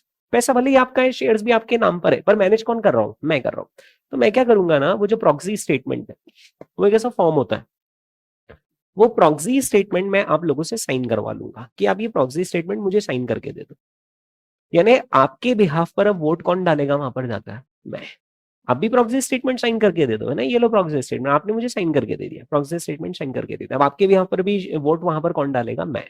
तो मैं क्या करूंगा, if I am a portfolio manager and you are my clients whose money I am managing, मैं आप सभी से क्या साइन करवा लूंगा, प्रॉक्सी स्टेटमेंट। और ये प्रॉक्सी स्टेटमेंट मैं लेकर जाऊंगा एनुअल जनरल मीटिंग में, और आप सबके बिहाफ पर वहां पर वोटिंग पावर किसके पास आ गई है, मेरे पास, because I know the company better than you. Is that clear? ठीक है, ये काम किसके थ्रू होता है, प्रॉक्सी स्टेटमेंट के थ्रू होता है। ठीक है दोस्तों, पुराने जमाने में ये काम वैसे ही होता था जैसे जस्ट मैंने बताया कि वो फॉर्म आपसे साइन करवा लिया जाता है। आज की तारीख में वो जमाना ही खत्म हो गया कि फॉर्म साइन करवाएंगे और ये फॉर्म वहां जमा करेंगे, ऐसा कुछ भी नहीं होता। इलेक्ट्रॉनिकली आप लोगों को प्रॉक्सी स्टेटमेंट है वो मेरे नाम पर कर देना है इलेक्ट्रॉनिकली। ठीक है, कि so and so portfolio manager है जो हमारे बिहाफ पर वोटिंग डालेगा, अब मैं आपके बिहाफ पर वोटिंग डाल दूंगा। Is that clear? ठीक है, अब ये जो प्रॉक्सी स्टेटमेंट है इसके अंदर पता है क्या लिखा हुआ रहता है, कि कंपनी इसे ऑडिटर अपॉइंट करना चाहती है, इसे डायरेक्टर अपॉइंट करना चाहती है, इसका रेम्युनरेशन ये रहेगा, कंपनी 500 करोड़ रुपया रेज करना चाहती है, तो उसमें yes yes yes no yes no, मतलब हाँ है ना है, हाँ है ना है, ऐसी वोटिंग होती है। तो सारे प्रस्ताव कहाँ लिखे हुए रहते हैं, प्रॉक्सी स्टेटमेंट में लिखे हुए रहते हैं कि ये सारे प्रपोजल्स पर यहाँ पर चर्चा होगी और वोटिंग होगी, राइट। सो ये प्रॉक्सी स्टेटमेंट वाला फॉर्म कौन सा हो गया दोस्तों, फॉर्म 14A। ठीक है, इसके बाद एक और होता है फॉर्म 8K। अगर आप कुछ भी मटेरियल काम करने जा रहे हैं, आप इन दो वर्ड्स में फर्क तो समझते हो ना तुम, एक होता है मटेरियल और एक होता है इमटेरियल। इमटेरियल भी बोल सकते हैं, नॉन मटेरियल भी बोल सकते हैं ना। मटेरियल का मतलब क्या होता है, कोई बड़ी चीज, हाँ, जिसका रेलेवेंस हो, जिसका फाइनेंशियल स्टेटमेंट्स पर इंपैक्ट हो, मतलब कोई बड़ी चीज है यार, है ना। ओके, तो अगर आपका कोई सा भी मटेरियल इवेंट हो रहा है कंपनी में, तो इट इज कंपलसरी कि आपको उसकी जानकारी देनी पड़ेगी एसईसी को। और वो जानकारी कौन से फॉर्म के थ्रू देनी पड़ेगी, फॉर्म 8K के थ्रू आपको देनी पड़ेगी। तो आप कभी भी दोस्तों ऑब्जर्व करना, ये मैं आ गया एसईसी की वेबसाइट पर। एसईसी की वेबसाइट पर जो सबसे ज्यादा फॉर्म, जो सबसे ज्यादा बार आपको कोई सा फॉर्म दिखेगा ना, वो फॉर्म ही कौन सा दिखेगा मालूम, फॉर्म 8K। क्योंकि कुछ भी हुआ कि फॉर्म 8K फाइल करो। ठीक है, ये देखिए यहाँ पर फॉर्म 8K उन्होंने लिखा भी सबसे ऊपर ही क्या है, फॉर्म 8K। और अभी मैं यहाँ पे प्लस पे क्लिक कर दूंगा तो ये देखिए एक ही महीने में कितने फॉर्म 8K आ गए, 3 फॉर्म 8K आ गए ना। देखिए ना, डिपार्चर ऑफ डायरेक्टर लिखा है, डिपार्चर ऑफ डायरेक्टर लिखा है, डायरेक्टर गया, बताओ भाई वहां पर कि ये डायरेक्टर ने छोड़ दिया, नया आया, बताओ भाई, इसका रेम्युनरेशन चेंज किया, बताओ भाई, ऑडिटर ने रिजाइन किया, बताओ भाई, हमारी कंपनी ने किसी दूसरी कंपनी को अक्वायर किया, बताओ भाई। ये सारी इंफॉर्मेशन बतानी पड़ती है, और वो किसके थ्रू बतानी पड़ती है, 8K के थ्रू, है ना। वैसे एक्विजिशन वाली इंफॉर्मेशन के लिए दूसरे फॉर्म्स भी हैं, ठीक है, बट 8K यानी करंट रिपोर्ट्स, कुछ भी कंपनी में लेटेस्ट हुआ, नया हुआ, बताओ भाई, फॉर्म कौन सा, 8K। ठीक है, इसके बाद दोस्तों एक और फॉर्म यहां पर कौन सा हो गया है, ये डिस्क्लोज मटेरियल इवेंट्स। ठीक है, including significant asset acquisitions and disposals, changes in management. एक और फॉर्म हो गया कौन सा, धारा 144, फॉर्म 144। जब आप दोस्तों शेयर्स इश्यू कर रहे हो लेकिन आप पब्लिक को इश्यू कर रहे हो, तो आपको ये वाला फॉर्म सबमिट करना पड़ेगा, कौन सा, फॉर्म S1। लेकिन अगर आप पब्लिक को शेयर नहीं इश्यू कर रहे हो, आप क्या कर रहे हो, प्राइवेट प्लेसमेंट कर रहे हो। Now what is private placement, private placement का मतलब होता है कंपनी ने सीधे जाकर कुछ बड़े लोगों से बात कर ली, बड़े इन्वेस्टर्स से, कि हम तो आपको अपनी कंपनी के शेयर्स इश्यू कर देंगे, आप पैसे देना, हम आपको इश्यू करेंगे, पब्लिक में कोई हो हल्ला नहीं होगा। लेकिन फिर भी दोस्तों इस बात की जानकारी आपको एसईसी को तो देनी पड़ेगी। मतलब आप ऐसे नहीं कर सकते हो कि प्राइवेटली शेयर इश्यू कर दिया और बस किसी को नहीं पता चलने देंगे, आप हमारे शेयर होल्डर बन गए, बताना पड़ेगा भाई। क्योंकि बाकी शेयर होल्डर्स को चलो आप शेयर मत इश्यू करो, पर बताओ तो सही कि आपने क्या किया है। जैसे रिलायंस इंडस्ट्रीज अगर गूगल को अपने शेयर सेल कर रही है, तो उसको बताना पड़ेगा कि हमने गूगल को शेयर्स इश्यू कर रहे हैं और गूगल को इस प्राइस पर हमने शेयर्स इश्यू कर रहे हैं। वो काम आपको किसके थ्रू करना पड़ेगा, form 144, right. So if you issue securities to who, to qualified buyers. और ये क्वालिफाइड बायर्स यानी कि इनको सेबी क्वालिफाई करता है इंडिया में, कि हम इन्हें क्वालिफाइड बायर्स मान रहे हैं। क्वालिफाइड बायर्स मतलब ये पढ़े लिखे बायर है, ये समझदार बायर है, जिनके ऊपर लक्ष्मी और सरस्वती दोनों का हाथ है, मतलब इनके पास पैसा भी और इनके पास ज्ञान भी है। तो इनको ज्यादा चीजें बताने की जरूरत नहीं। मतलब इस केस में सेबी इन्वेस्टर प्रोटेक्शन का ज्यादा ध्यान रखेगा, बोलेगा तो पहले ही पढ़ा लिखा तो सब समझदार है, ये खुद ही सब देख लेगा। मतलब तो आम जनता को सेबी को प्रोटेक्ट करना पड़ता है कि वो झांसे में ना आए, ये तो पहले से ही क्या है, क्वालिफाइड बायर है। तो ऐसे केस में आपकी डिस्क्लोजर की जो रिक्वायरमेंट रहती है वो बहुत ज्यादा रहती है, डिस्क्लोजर की रिक्वायरमेंट काफी कम होगी डिस्क्लोजर की रिक्वायरमेंट। तो कंपनी को जब फटाफट पैसा चाहिए ना, तो फिर वो कौन से रूट के थ्रू चल जाएगी, प्राइवेट प्लेसमेंट के थ्रू चल जाएगी, राइट। सो जब आप इश्यू करते हो securities to the qualified buyer, तो आपको फॉर्म 144 सबमिट करना पड़ता है, ठीक है। उसी तरीके से दोस्तों एक और ये क्या लिखे, फॉर्म 3, 4 एंड 5। इनसाइडर ट्रेडिंग सुना होगा आपने।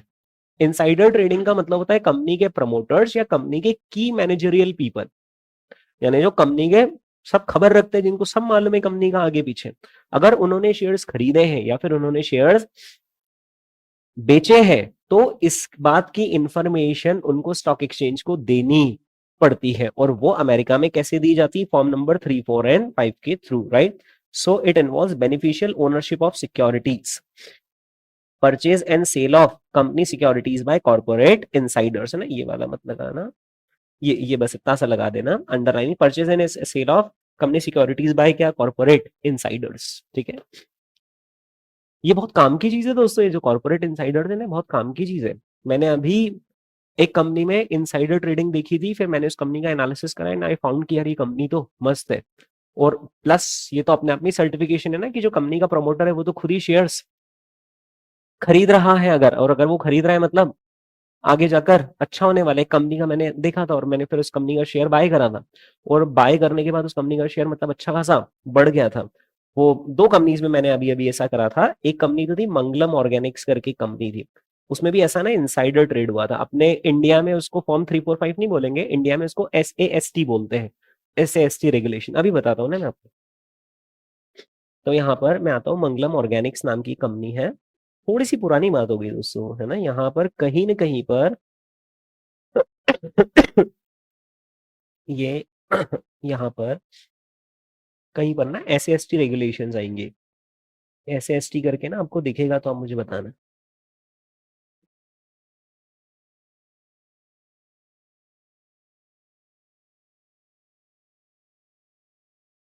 हाँ बस ये बानी वाला होगा, सेबी रेगुलेशन डिस्क्लोजर, कौन सा, सबसे नीचे क्लोजर ऑफ ट्रेड। हाँ पर ये थोड़ा सा, ये तो वो क्लोजर ऑफ ट्रेडिंग विंडो, आपको पता है ना कि जब कंपनी के रिजल्ट्स अनाउंस होने वाले रहते हैं, उसके कुछ दिन पहले और उसके कुछ दिन बाद तक जो कंपनी के इनसाइडर्स हैं वो कंपनी के शेयर्स में ट्रेड नहीं कर सकते। तो ये वो वाला है, तो इससे भी थोड़ी सी ना पुरानी बात है ना, इनसाइडर ट्रेडिंग SAST है, इससे भी थोड़ा सा और पहले वाली फाइलिंग पर मुझे जाना पड़ेगा। तो यहाँ पे मुझे थोड़ी सी डेट रेंज और बढ़ानी पड़ेगी, तो जाकर ना वो आ जाएगा। तो उसमें मैंने क्या पढ़ लिया था, मैंने देखा था यार कंपनी का जो प्रमोटर है वो शेयर्स खरीद रहा है, उसने शेयर्स खरीदे। फिर मैंने कंपनी का एनालिसिस करा एंड आई फाउंड कि यार ये तो बढ़िया है कंपनी, तो फिर मैंने भी इस कंपनी का शेयर खरीद लिया था। तो ये एक बहुत ही इंपॉर्टेंट डॉक्यूमेंट होता है जिससे कि आपको पता चल जाता है। मैं आपको एक और बात बता रहा हूँ, वर्ष 2020 की बात है दोस्तों ये, रिलायंस के शेयर 900 के आसपास आ गए थे गिरकर, है ना। और अब अभी के प्राइस से रिलायंस के उस वक्त का प्राइस मत कंपेयर करना, उसके बाद तो कई सारे बोनस और स्प्लिट और ये सारी चीजें आ गई है। पर तब रिलायंस का शेयर 2000 के आसपास चल रहा था और 2000 से गिरकर 900 के आसपास आ गया। तब अंबानी जी ने, मुकेश अंबानी जी ने ये अनंत आकाश अंबानी के नाम पर करोड़ों रुपए के शेयर्स खुद की कंपनी के खरीद लेते। मतलब प्रमोटर्स क्या करते, अपने पर्सनल फंड से अपनी ही कंपनी के शेयर्स खरीद लेते, और उन्होंने ऐसे एक ही दिन में बहुत सारे करोड़ रुपए के शेयर्स की बाइंग करी। अगले दिन ये पेपर में खबर छपी, अपन ने बोला बहुत सही, शेयर पहले 50% गिरा हुआ है, रिलायंस इंडस्ट्रीज का शेयर है, रिलायंस का सबसे ज्यादा आइडिया किस व्यक्ति को है, मुकेश अंबानी जी को, और खुद ही शेयर खरीद रहे हैं। तो अब इससे ज्यादा रिसर्च की अब मुझे तो जरूरत है ही नहीं, कंपनी तो अपनी यूं ही देखी परखी हुई है, आधे भाव पर मिल रही है, कंपनी का मालिक कंपनी के मालिक के बेटे के नाम पर शेयर खरीद रहा है।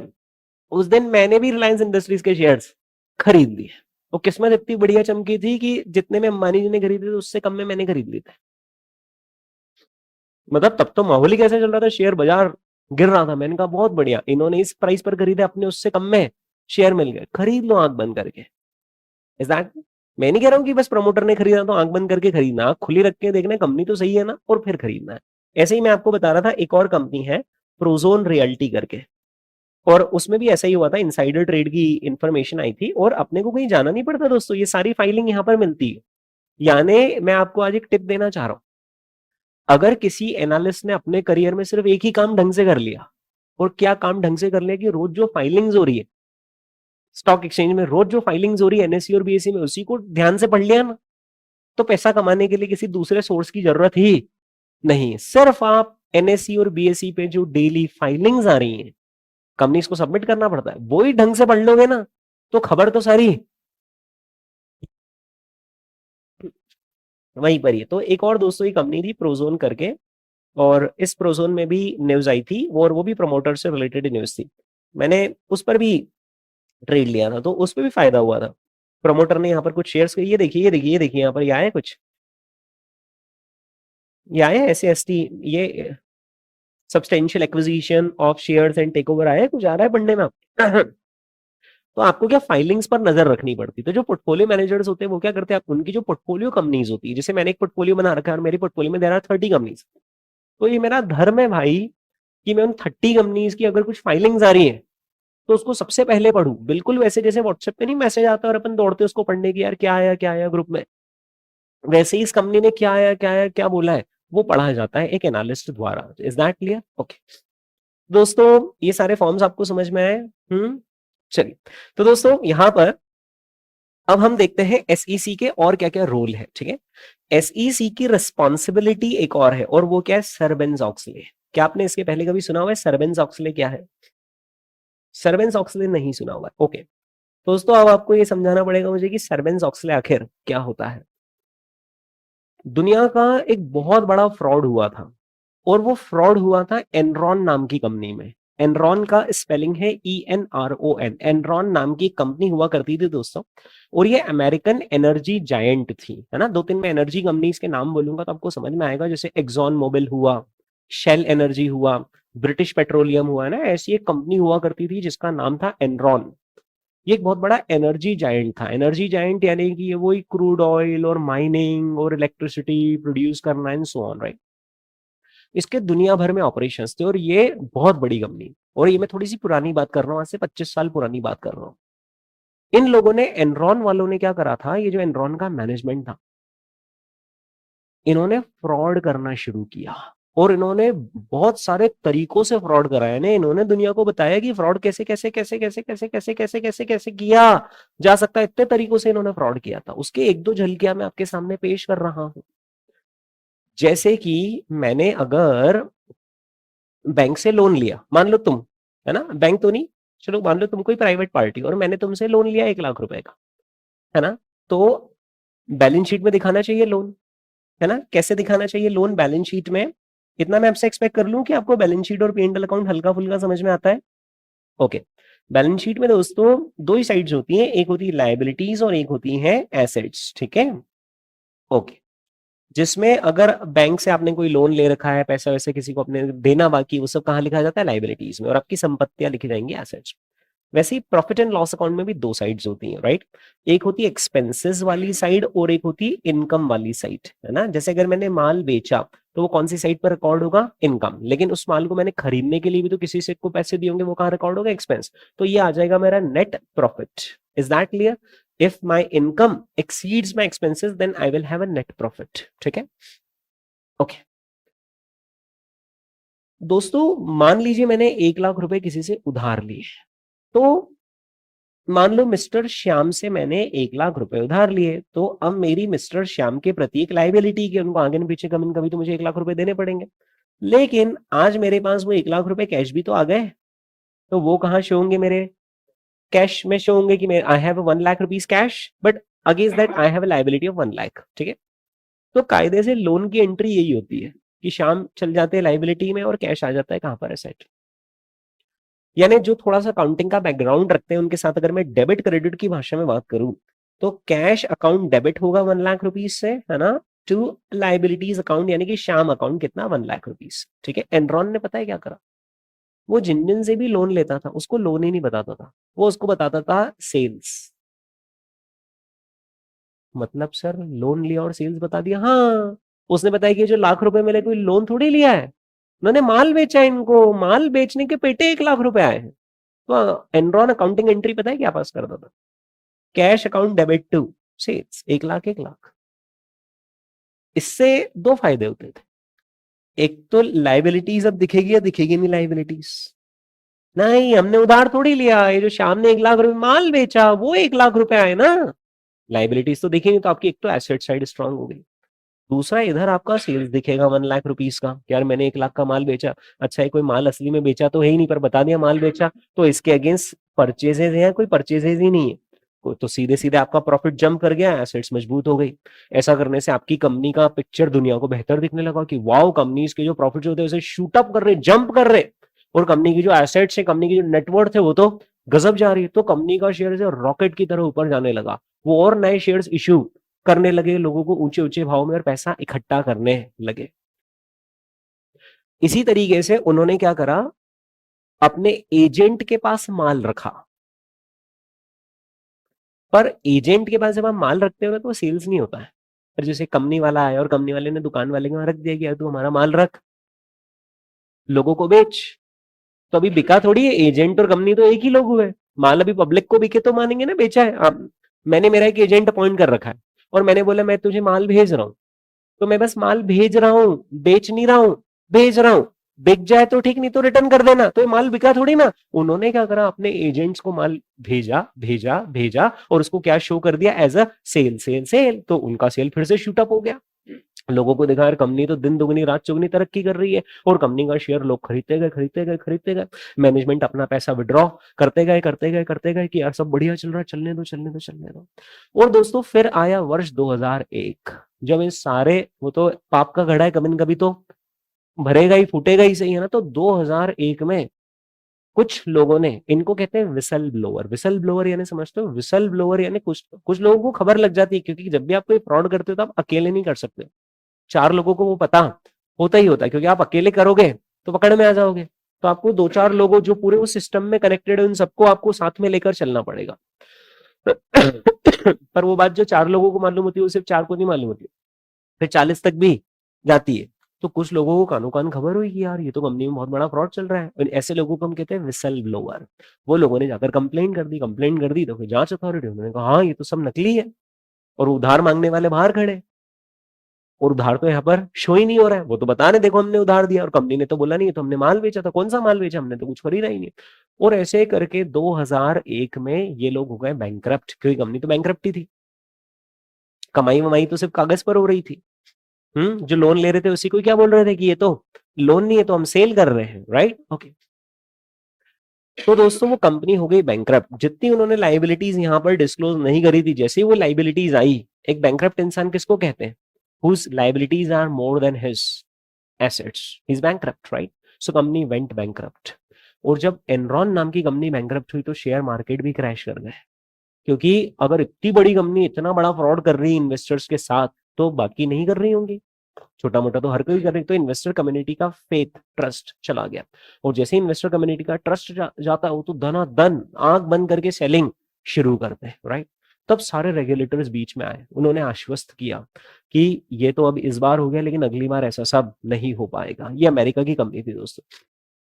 तो अमेरिका में वहां की जो पार्लियामेंट होते हैं, वहां के 2 लेजिस्लेटर, जिसमें एक का नाम था सर्बेंस, एक का नाम था ऑक्सले, उनको ये जवाबदारी दी गई कि अब आपको ऐसा एक्ट बनाए, आपको ऐसा नियम कायदा कानून बनाए ताकि अगली बार इतना बड़ा फाइनेंशियल फ्रॉड कोई नहीं कर पाए। तो सर्बेंस ऑक्सले एक्ट बनाया गया, और सर्बेंस ऑक्सले एक्ट के अंदर ऐसे तमाम वहां पर चीजें लिखी हुई है जिससे इस तरीके के फाइनेंशियल फ्रॉड्स को डिस्करेज किया जाता है ना। उसका मैं एक एग्जाम्पल आपके सामने रखना चाहूंगा कि कैसे फ्रॉड्स को डिस्करेज किया जाता है। सपोज कीजिए कि $1000 तक का एक्सपेंसेस है, तो उसकी अथॉरिटी मेरी है, मैं उसको अप्रूव कर सकता हूं। लेकिन अगर $1000 से बड़ा खर्चा है तो फिर मैं तो अप्रूव करूंगा ही करूंगा, मेरा एक सीनियर भी अप्रूव करेगा। पर अगर वो खर्चा $10,000 से ऊपर है तो मुझे भी अप्रूव करना है, मेरा सीनियर भी और उसका सुपर सीनियर भी, हम 3 लोगों का अप्रूवल लगेगा। तो मान लो मैं कोई फ्रॉड कर रहा हूं, नकली खर्चा बुक कर रहा हूं, जो खर्चा है ही नहीं, मैंने बोल दिया यहाँ पे मैंने छत की रिपेयरिंग करवाई है और मैं $15,000 का पेमेंट कर रहा हूं, तो उसमें कितने लोगों को इन्वॉल्व करना पड़ेगा मुझे, 3 लोगों को इन्वॉल्व करना पड़ेगा, राइट। तो क्या होता है, फ्रॉड अकेले करना आसान होता है, 3 लोगों को एक साथ लेकर फ्रॉड करना थोड़ा सा डिफिकल्ट होता है। उसमें से अगर एक भी ईमानदार निकल गया तो आप फ्रॉड ही नहीं कर पाओगे, राइट। तो सर्बेंस ऑक्सले एक्ट ने क्या कर रखा है, क्रॉस वेरिफिकेशन के बहुत सारे मैकेनिज्म दे रखे हैं। जैसे इसका एक और एग्जांपल पता है क्या है, कि जो व्यक्ति परचेज करेगा वो पेमेंट नहीं कर सकता है, क्योंकि परचेज भी मैं ही करूंगा और पेमेंट भी मैं ही करूंगा, तो फिर तो क्रॉस वेरिफिकेशन ही नहीं हो पाएगा ना। मैं पता है सिंपल क्या करूंगा, उससे बोल दूंगा यार बिल थोड़ा ज्यादा का बना देना, $1000 में खरीदा ना, बिल एक काम करना $2000 का बना देना, खरीद भी मैं ही रहा हूं और पेमेंट भी तुझे मैं ही करूंगा, तो मेरे अलावा और कोई कंपनी में इस चीज को, इस ट्रांजैक्शन को देखेगा ही नहीं। तो सर्वेंस ऑक्सले एक्ट ने बोला नहीं, ऐसा नहीं हो सकता है, one who is purchasing can not authorise the payment. तो परचेज अलग व्यक्ति करेगा और पेमेंट अलग। तो ऐसे करने में अगर मैंने परचेज $1000 की चीज $2000 में कर ली, तो जो पेमेंट करने वाला है वो भी तो बोलेगा पेमेंट किस बात का, अच्छा बस इतना सही खरीदा, कितने में, 2000 में। ऐसा तो होता नहीं, बाजार में तो इस चीज का रेट इतना कम है, तो फ्रॉड आपका पकड़ में आ जाएगा। सो सर्वेंस ऑक्सले एक्ट का बेसिक प्रिंसिपल है कि आपको किसी भी ट्रांजैक्शन के अंदर एक व्यक्ति की बजाय एक से ज्यादा व्यक्ति को इन्वॉल्व करना चाहिए, तो ऑटोमेटिकली फ्रॉड करना मुश्किल हो जाएगा। इज दैट क्लियर, है ना। तो दोस्तों जो सर्वेंस ऑक्सले एक्ट बनाया गया अमेरिका में, है ना, वो 2001 में वो लोग बैंकरप्ट हुए थे और फिर एक साल के अंदर ही पूरी लेजिस्लेशन बनी। इसको एनफोर्स करने की जिम्मेवारी भी किसके ऊपर है, एसईसी के ऊपर है, ठीक है। तो एसईसी के यहाँ पर देखा जाए तो हमने दो रोल्स देख लिए। सबसे पहला रोल क्या है, is to prescribe the reporting requirements. SEC का रोल क्या है, prescribe the requirements for financial reporting, है ना। और दूसरा रोल क्या है, they have the responsibility of enforcing the Sarbanes-Oxley Act। और इस Sarbanes-Oxley Act क्या है वो जस्ट मैंने आपको समझाया। दोस्तों Sarbanes-Oxley Act में जो ऑडिटर थे ना, वो भी फ्रॉड ही निकले, और ये ऑडिटर थे वहां पर आर्थर एंडरसन नाम की कंपनी थी, सब गूगल पर सर्च करोगे तो आएगा, आर्थर एंडरसन नाम की कंपनी थी, वो लोग इनके ऑडिटर थे और वो भी इसमें शामिल पाए गए। क्योंकि क्या, ऑडिटर को भी चीजें पता चलती है, auditor is the one who is checking the accounts, तो one who is checking the accounts also gets to know कि यार ये तो गलत हो रहा है कंपनी में। पर फिर कई बार ऑडिटर का मुंह भी बंद कर दिया जाता है। ऑडिटर का मुंह कैसे बंद करेंगे, वैसे तो किसी का भी मुंह बंद करने का एक तरीका है, पैसा ठूस दो, तो अपने आप इंसान का मुंह बंद हो जाता है, एक तरीका तो ये है। दूसरा तरीका ये होता है कि आप उसको पैसा मत ठूसो, उसको आप प्रलोभन दे दो कि देखो तुम यहां पर ऑडिट कर रहे हो, एक काम करेंगे, तुम्हें कंपनी के 2 और काम दिलवा देंगे, तुम्हारी कमाई चलती रहेगी, है ना, हमें ये फ्रॉड करने दो। तो सर्वेंस ऑक्सले एक्ट में लिखा हुआ है कि वो व्यक्ति जो कंपनी का एक्सटर्नल ऑडिटर है, वो अब इंटरनल ऑडिटर नहीं बन सकता है। आप में से वो स्टूडेंट जिनका चार्टर्ड अकाउंटेंसी का बैकग्राउंड होगा वो समझते होंगे इंटरनल ऑडिटर क्या होता है, एक्सटर्नल ऑडिटर क्या होता है। जिनका सीए का बैकग्राउंड नहीं, उनको मैं बता दूं कि कंपनीज में भी 2 तरह के ऑडिटर्स होते हैं। एक होते हैं इंटरनल ऑडिटर्स। इंटरनल ऑडिटर्स का काम होता है डे टू डे जो कंपनी के अंदर ऑपरेशन चल रहे हैं, माइन्यूट लेवल पर डे टू डे ट्रांजेक्शन को चेक करना, ये क्या कहलाते हैं, इंटरनल ऑडिटर्स। अब ये मान के चलिए इंटरनल ऑडिटर का सुबह से शाम और अगले 365 दिन तक एक ही काम है, ये कंपनी के अंदर जो बारीक ट्रांजैक्शन हो रहे हैं, माइनर, उनको चेक करना, है ना। डेली जो ऑपरेशनल लेवल के ट्रांजैक्शन है उनको चेक करना। और एक होते हैं एक्सटर्नल ऑडिटर्स, इनको हम स्टैट्यूटरी ऑडिटर्स भी कहते हैं।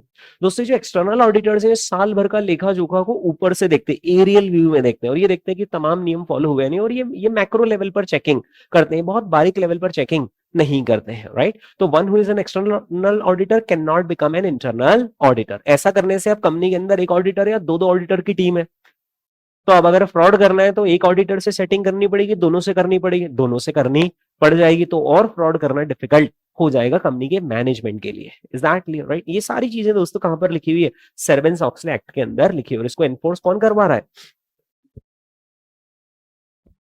एसईसी। Is that clear. तो ये देखिए दोस्तों, this act prohibits external auditor, ठीक है, from additional paid services to the company to avoid the conflict of interest. Is that clear? Okay.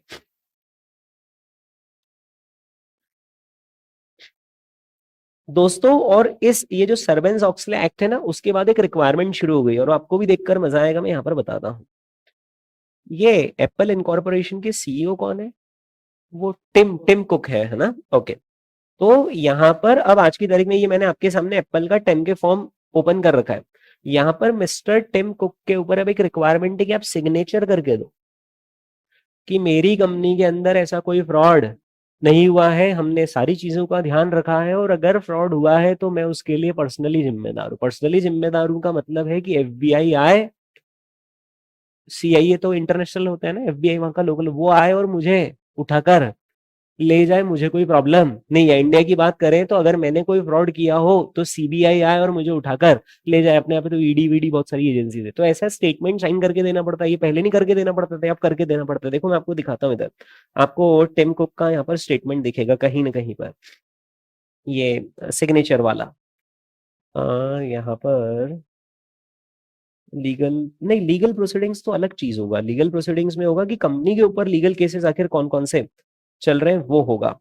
तो एक काम करते हैं ना, यहाँ पर फाइंड का ऑप्शन है क्या, disclosures regarding foreign other executive, ये यहाँ पर कहीं पर होगा वो, है ना।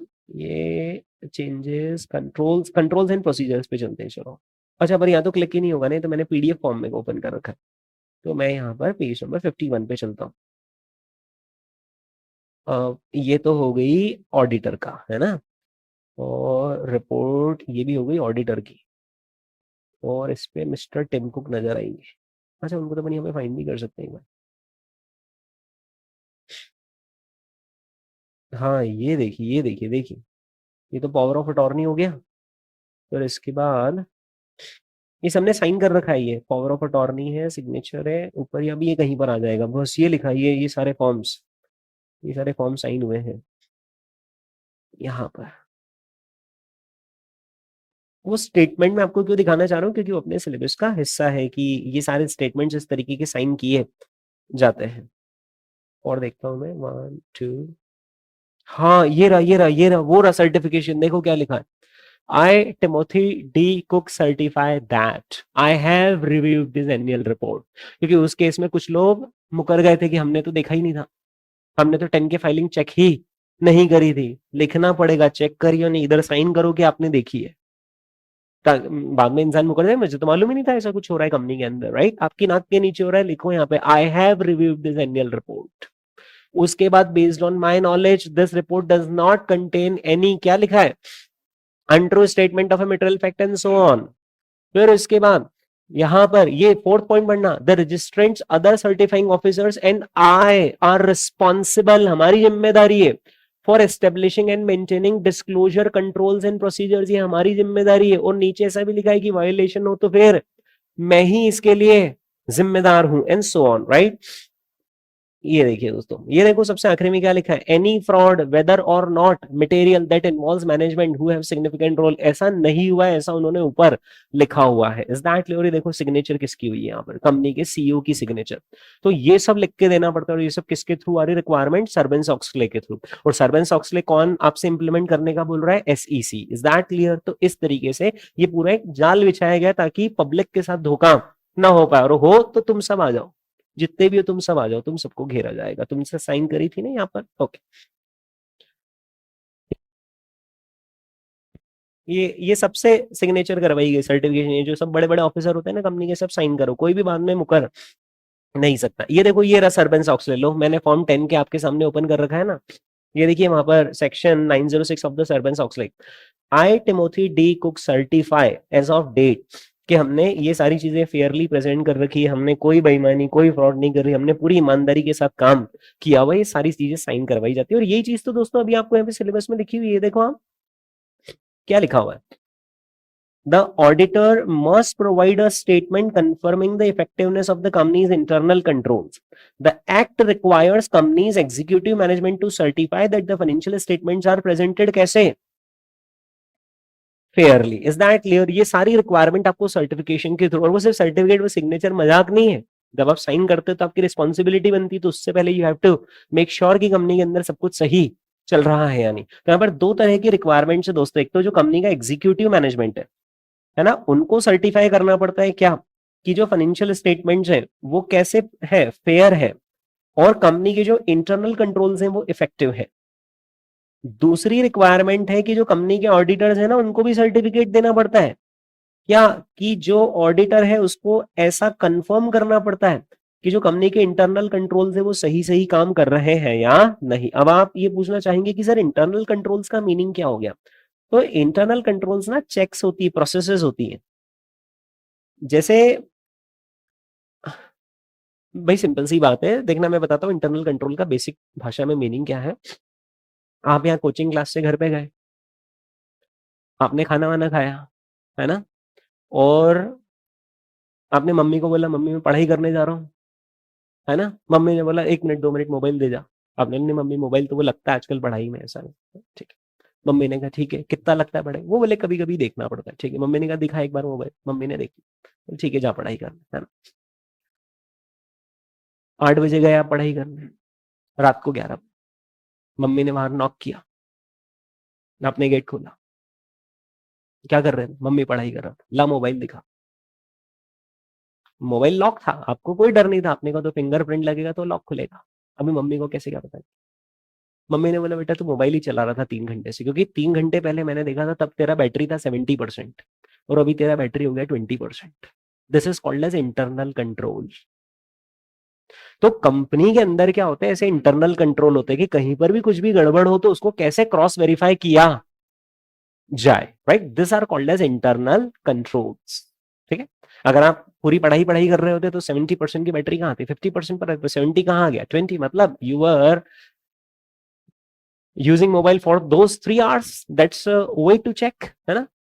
उसी तरीके से ऐसे बहुत सारे चेक्स होते हैं कंपनीज के पास जो कि वो इनबिल्ट कर लेते हैं अपने सिस्टम के अंदर कि कहीं पर भी कुछ गड़बड़ होगी तो यहाँ पकड़ में आ जाएगी। ऐसे मल्टीपल चेक्स वो लोग क्रॉस वेरिफिकेशन करके रखते हैं। This are called as internal controls. Is that clear, ठीक है। जैसे फॉर एग्जाम्पल ये अल्फा एकेडमी है ना, ओके। यहाँ पर अगर स्टूडेंट ने ऑर्डर दिया और उसने बुक के लिए ऑर्डर दिया, राइट, तो ऑर्डर मेरे पास आता है या फिर स्टाफ मेंबर के पास आएगा, स्टाफ मेंबर के पास आएगा। अगर किसी स्टूडेंट ने पेमेंट दिया तो वो भी किसके पास आएगा, स्टाफ मेंबर। उसको किताब भी कौन देगा, कोई ना कोई स्टाफ मेंबर। अब मान लीजिए दोस्तों कि कोई व्यक्ति आया और उसने 1000 रुपीज दिए और उसने किताब ली, और मान लीजिए कि किसी व्यक्ति ने, अपने एम्प्लॉय ने 1000 रुपीज कहाँ रख ली, जेब। मुझे कैसे पता चले, मैं तो इधर क्लास पढ़ा रहा। I have got my own internal controls. क्योंकि जब किताब छपकर आती है तो उसके अंदर क्वांटिटी होती है कि इतनी किताबें छपकर आई है। मान लीजिए 1200 बुक्स यहाँ पर प्रिंट होकर आई है, तो ultimately by the end of the period मुझे क्या चाहिए, 1200 बुक्स का मुझे रेवेन्यू चाहिए। और अगर किसी व्यक्ति ने सेल करा लेकिन वो सेल बिल उसका नहीं बनाया बल्कि वो पैसा जेब में रख लिया, तो फिर सेल बिल 1200 किताबों का बनेगा या 1199 का ही बनेगा, 1199 का ही बनेगा। Exactly right. So this are called as what, internal controls. यार इतना आया था तो फिर गया भी तो इतने होना चाहिए, आया इतना और गया इतना तो बचा हुआ गया कहाँ, मतलब कंपनी में कुछ तो गड़बड़ हो रही है। Is that, this are called as internal controls, और ये हर कंपनी के अंदर होते हैं। जैसे Asian Paints, Asian Paints raw material से पेंटिंग मटेरियल बनाता है। मान लीजिए उन्होंने 100 kg रॉ मटेरियल खरीदा, तो आइडियली 80 लीटर्स पेंट बनना चाहिए। क्या होना चाहिए, 100 kg रॉ मटेरियल से 80 लीटर्स पेंट बनना चाहिए, राइट। लेकिन क्या हुआ, 100 kg रॉ मटेरियल खरीदा और पेंट सिर्फ उन्होंने बताया कि बना ही 75। अब दो बातें होंगी, या तो सही में बना ही 75 और या फिर बना तो 80 था लेकिन 5 लीटर्स आप निकाल कर ले गए एम्प्लॉइज लोग, और उन्होंने बताया कि बना ही 75, क्या करें। तो दोस्तों ये होते हैं इंटरनल कंट्रोल्स। अब जब 75 बनेगा ना तो जाकर वेरिफिकेशन किया जाता है कि क्या सही में 75 भी बनता है, और अगर 75 भी बनता है तो गलत है, कम क्यों बन रहा है, और या फिर बनता तो बराबर है लेकिन लोग निकाल कर ले जाते हैं, तो फिर कंपनी उसको दूसरे तरीके से वेरीफाई करती है। This are called as internal controls, right. ये इंटरनल कंट्रोल्स ऑडिटर की जिम्मेदारी है, मैनेजमेंट की जिम्मेदारी, मैनेजमेंट की जिम्मेदारी की वो इंटरनल कंट्रोल सेटअप करे, लेकिन ऑडिटर की जिम्मेदारी की वो ये चेक करे कि इंटरनल कंट्रोल्स इफेक्टिवली वर्क कर रहे हैं या नहीं। और वही यहां पर लिखा है दोस्तों कि external auditor confirms the effectiveness of the companies, कि हाँ इंटरनल कंट्रोल सही सही वर्क कर रहे हैं। हमने सिस्टम में कुछ गलत डेटा डालकर देखा और वो एरर उसके अंदर आ गया, मतलब चीजें सही काम कर रही है, ठीक है। ओके दोस्तों, प्रॉक्सी स्टेटमेंट समझाना है, मैं समझा चुका हूं, राइट। प्रॉक्सी स्टेटमेंट्स, राइट, जहां पर आपको शेयर होल्डर्स के वोटिंग की रिक्वायरमेंट होती है, तो ऐसे मैटर्स कौन से स्टेटमेंट में लिखे जाते हैं, प्रॉक्सी स्टेटमेंट के अंदर लिखे जाते हैं। Is that clear, okay. दोस्तों इसके अंदर कौन कौन से मैटर्स आते हैं, जैसे कि इलेक्शन अगर आपको करना हो बोर्ड मेंबर्स का, उनका कॉम्पेंसेशन तय करना हो, या फिर स्टॉक ऑप्शंस, इसॉप्स। आपको मालूम है ना, कंपनी ऐसे मन मर्जी से इसॉप नहीं इशू कर सकती, उसके लिए उसको भी शेयर होल्डर का अप्रूवल लेना पड़ता है। क्या है, क्लियर है क्या दोस्तों, मैंने यूरोपियन कमीशन का कभी कोई जिक्र किया था?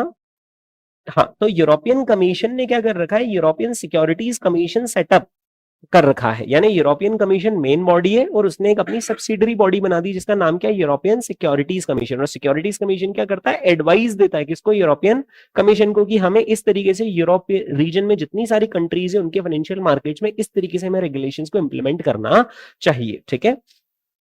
तो उन्होंने वहां पर एक अथॉरिटी बना रखी है which is European securities and monetary authority, ठीक है, which coordinates the regulations within the EU. Is that clear? Okay, चलिए दोस्तों, तो ये हमने यहाँ पर देखा बेसिकली कंपनीज जो फाइनेंशियल रिपोर्टिंग करती है, अकाउंटिंग स्टैंडर्ड्स कौन बनाता है, उनको इंप्लीमेंट करने की जिम्मेदारी आखिर किसकी होती है। और हमने देखा कि एनुअल रिपोर्ट्स के अंदर बहुत अच्छा सोर्स होता है किसका, इंफॉर्मेशन का, है ना। ओके, अपन एक काम करेंगे दोस्तों, अपने इसी डिस्कशन को आगे कंटिन्यू करेंगे और अपने नेक्स्ट एपिसोड के अंदर अपन इस पर्टिकुलर चैप्टर को कंप्लीट कर लेंगे।